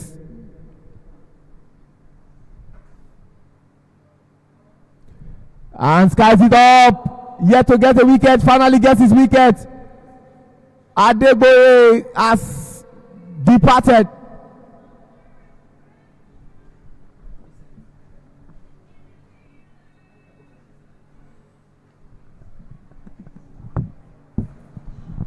More and more stories here for GCI. Sylvester Okpe, that man, who always gets wickets for Nigeria. Vincent Adewoye.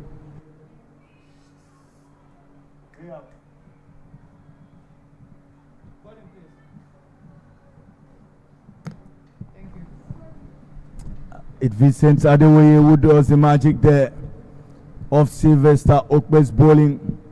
Looking to work that off the leg side, but got a leading edge on that one. And Vincent Adewoye made no mistake from that one. This is a brilliant show by GCI, who have fought really hard here, knowing how important this is. And it's Ahmed Khan who joins Tamesh. And they know how disappointing this could be. They were in a very strong position from 36 for 5, but allowed Isaac Okpe to dominate with the bat with that brilliant 70 of 40 deliveries that have proven to become what GCI just needed to show the true champion stuff they're made up of. Ahmed Khan can really strike the ball. He's not gainsaying. He took me apart in 1 over at Unilag. I went for 18 off his last 6 deliveries. I won't forget LACC versus Rising Star, that game. So he's got the ability. And I bowled well quite well at Jidagba. A brilliant piece of bowling by Sylvester Okwe. This time he has to make him work.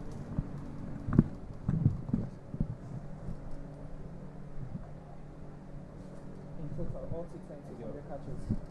Decent. 200. 100. That's Vincent, all T20. That brilliant catch by Vincent brought him to 100 T20 catches in his entire career. That is brilliant piece of work. It must be congratulated clearly. Flowers must be given to whom it is due. Ajidagba. I agree with you 200%. But the fact that I don't agree is you can't be a judge in your own court.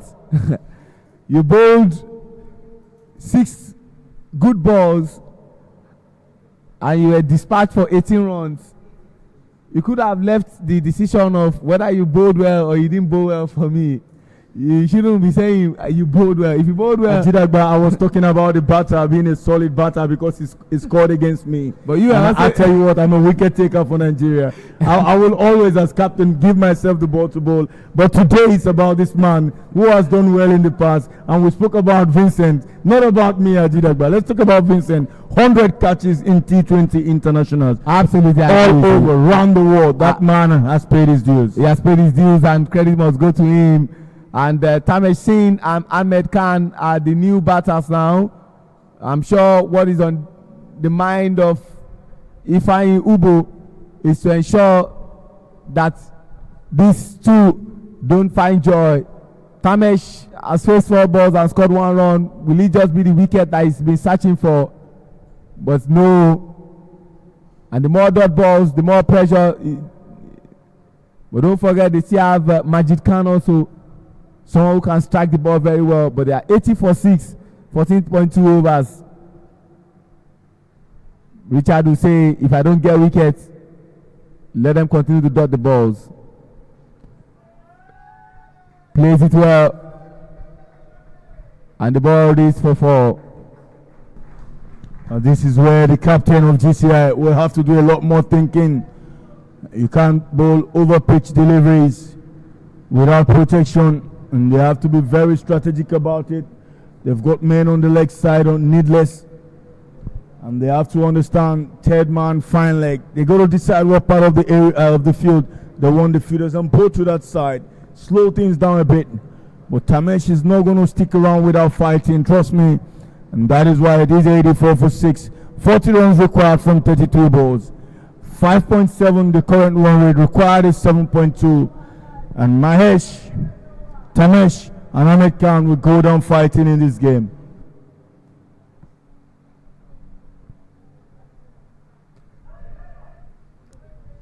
Great comeback from Ifeanyi Ubo. But again, you want to say that was needless.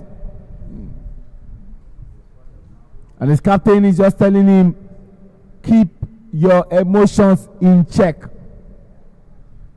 That did not go down well with Isaac.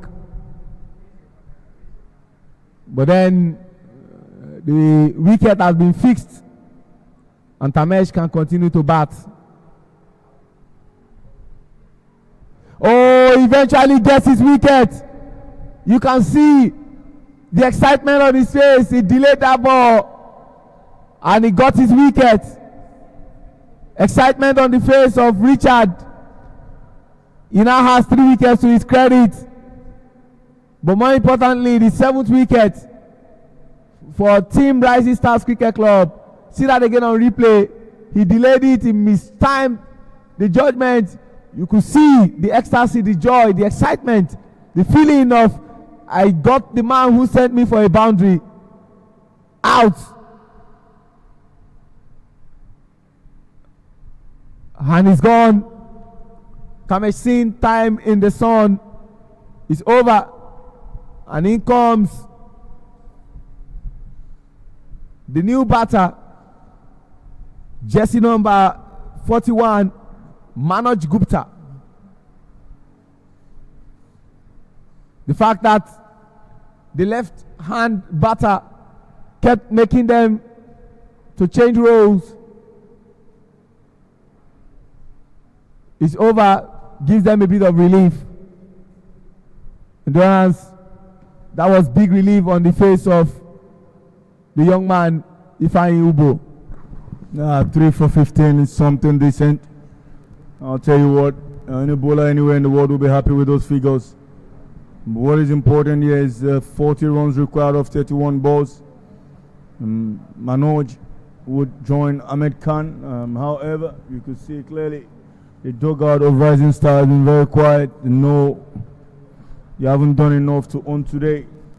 And it was brilliant show. Slowish delivery. He wants a single. Yes, he gets it.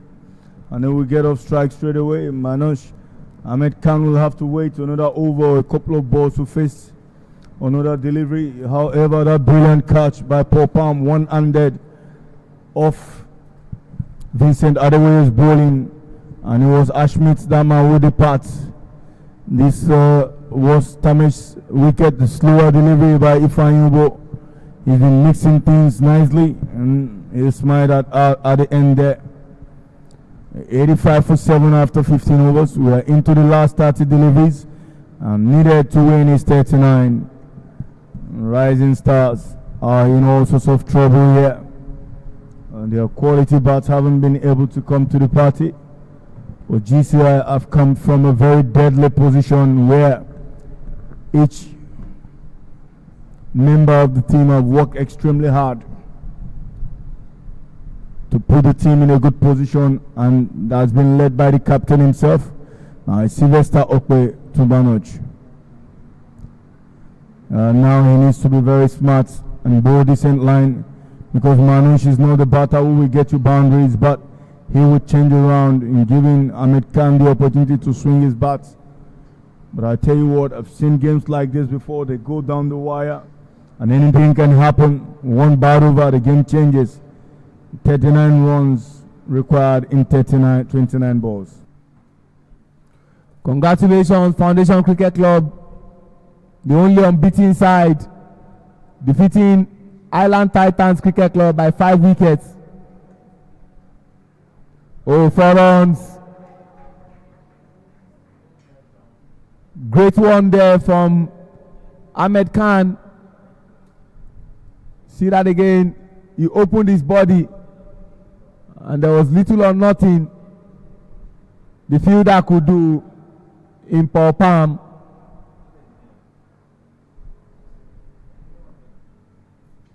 $90 for 7, 15.2 overs. Sylvester is being told to calm down by his elder brother Isaac. You can do this. A vastly experienced bowler. Please get us this wicket. And plays it up.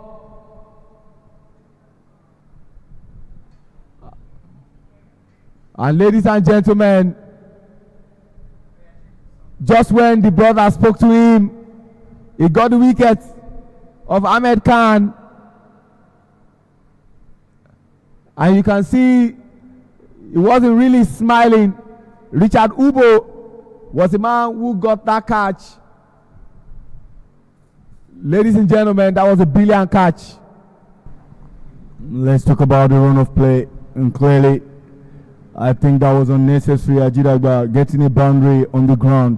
You could have gotten another one. It could have been 30 off 29, 27 now.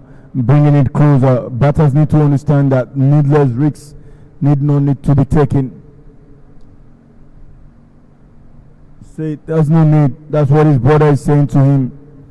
And Ifeanyi Ubo, who have gotten 3 wickets already, made a simple walk off that one.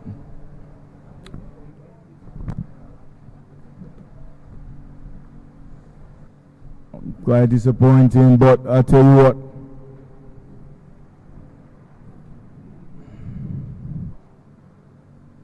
they know it and they know what is required, and they have to continue to work hard to bring those wickets by. 90 for 8 from 15.3. GCI on the driving seat from a very tough position of 35 for 5. And they've worked their way out, led by the captain himself, Isaac Okwe. It's been extremely hard work here. Misses out on that one, Ramon Ali. And that kept the tide low. It's been really hard work here by these gentlemen. They've made a game out of this. And it's always going to be difficult anytime, any day.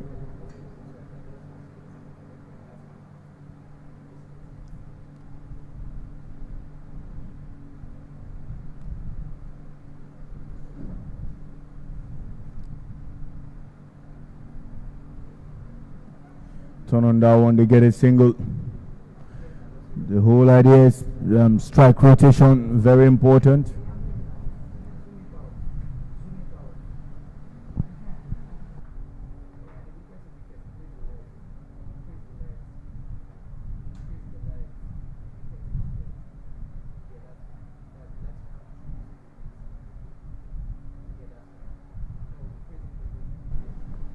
.33 required from 25. Run rate seated at 5.7. And just 2 more, and then probably will be 7.9. Required run rate. Isaac Okwe to manage. That will be a wide delivery. He needs to slow down the pace a bit. He's bowling to tailenders. He needs to think about it. They won't try to get boundaries here early. Manoj haven't got the power and the energy to do that, but if he keeps this single, that is what you see. They will try to run those ones. Run out opportunity, missed again.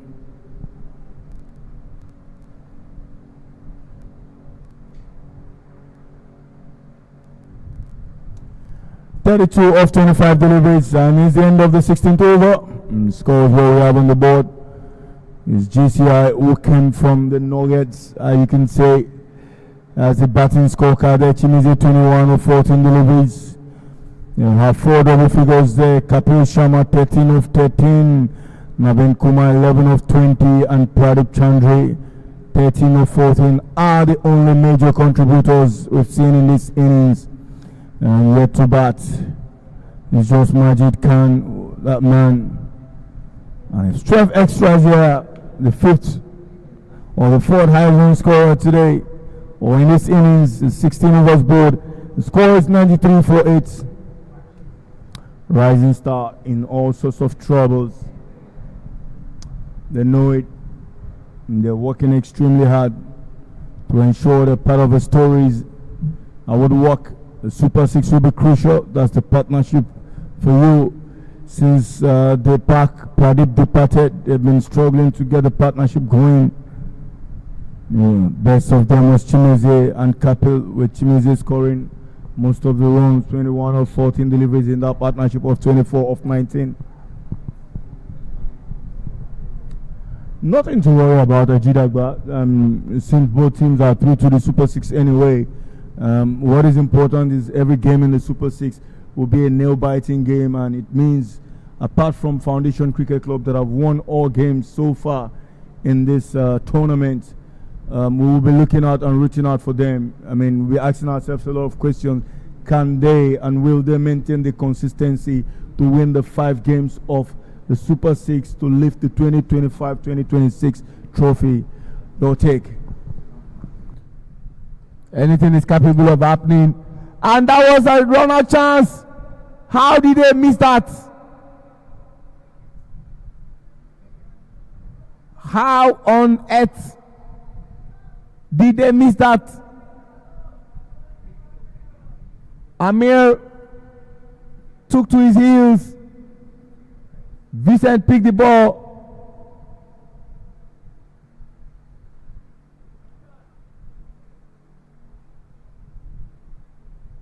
The first pickup wasn't good. Elo Chukwude.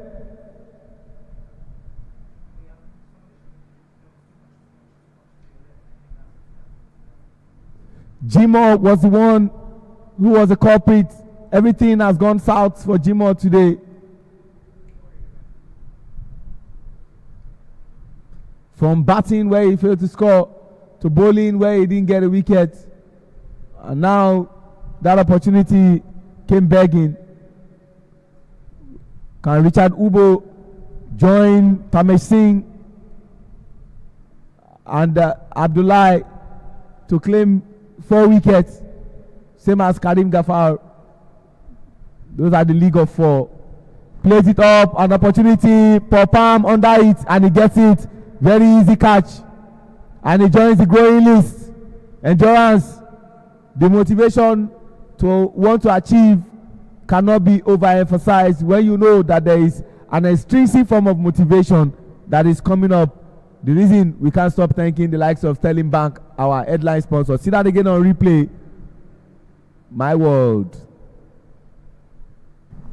Clearly, I wouldn't drop that one to have a chance to compete for the Best Foundation Player of the Match award.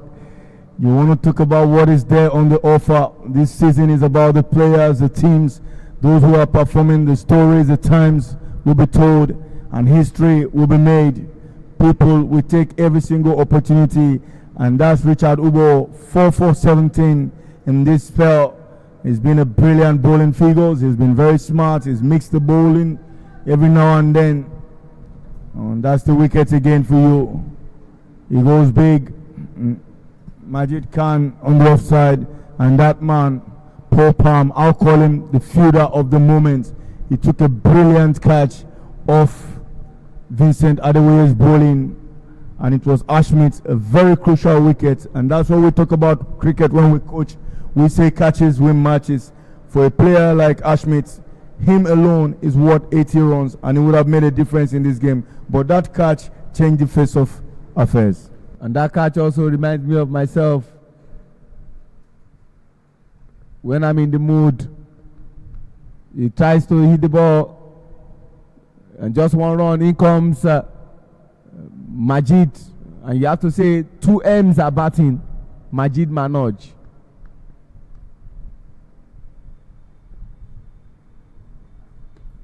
When the younger of the brothers joins his elder brother, and they will have a family conversation there. Oh, sorry, it's Manoj and Majid.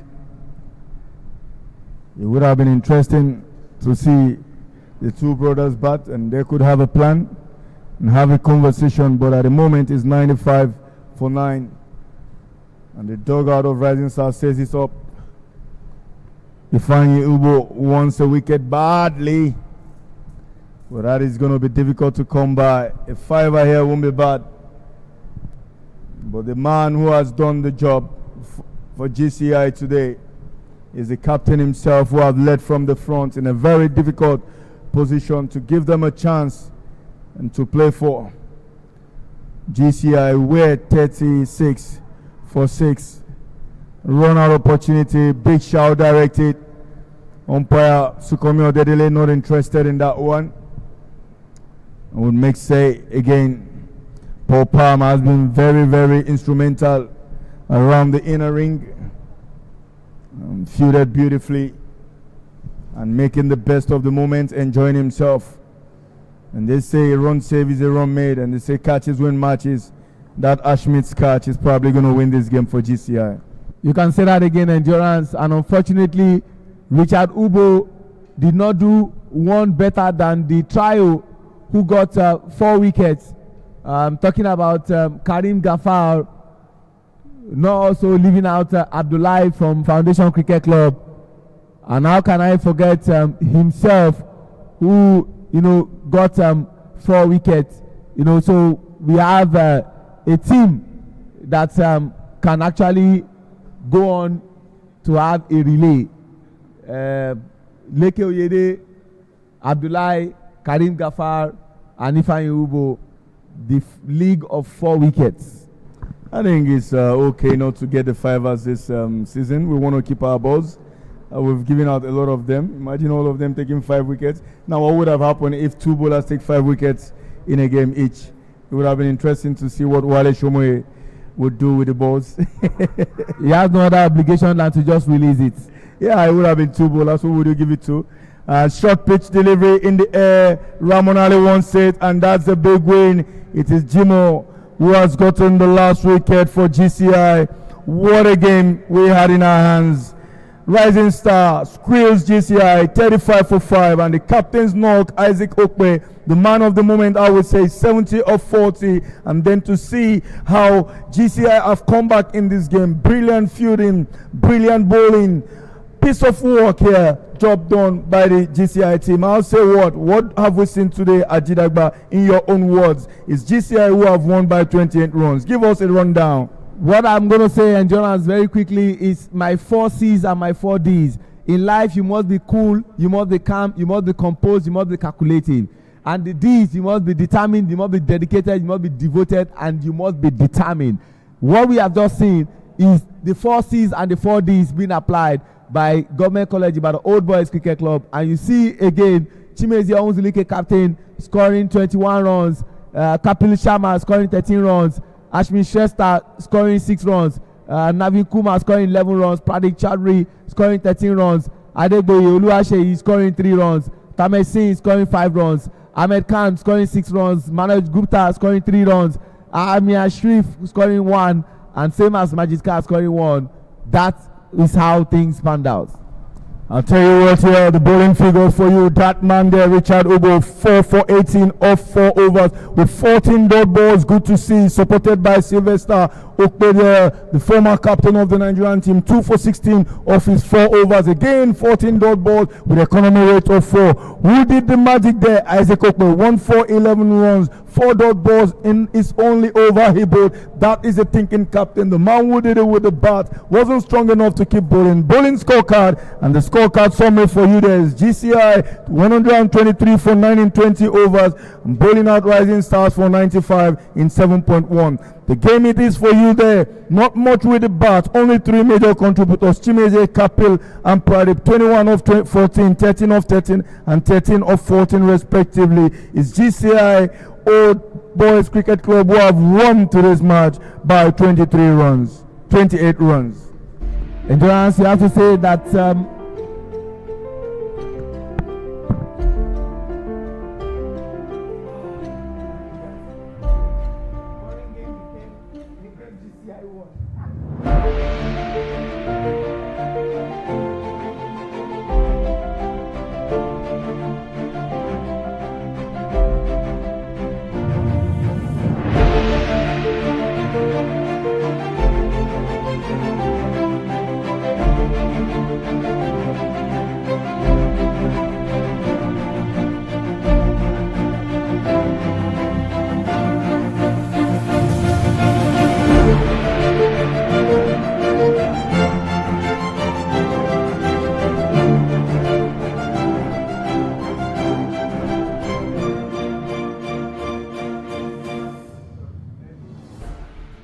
At TechPoint Global Solutions, we deliver enterprise-grade connectivity across Nigeria. Our dedicated internet leased lines provide fast, secure, and reliable connectivity businesses can trust. With our smart IT managed solutions, we protect and optimize your infrastructure, so you can stay focused on growth. As an authorized Starlink partner, we extend high-speed internet to businesses anywhere in Nigeria. In 2025, our impact was recognized with the ISP Game Changer of the Year and Telecom Excellence Awards. Are you looking for reliable internet? TechPoint is your trusted connectivity partner. Get connected today.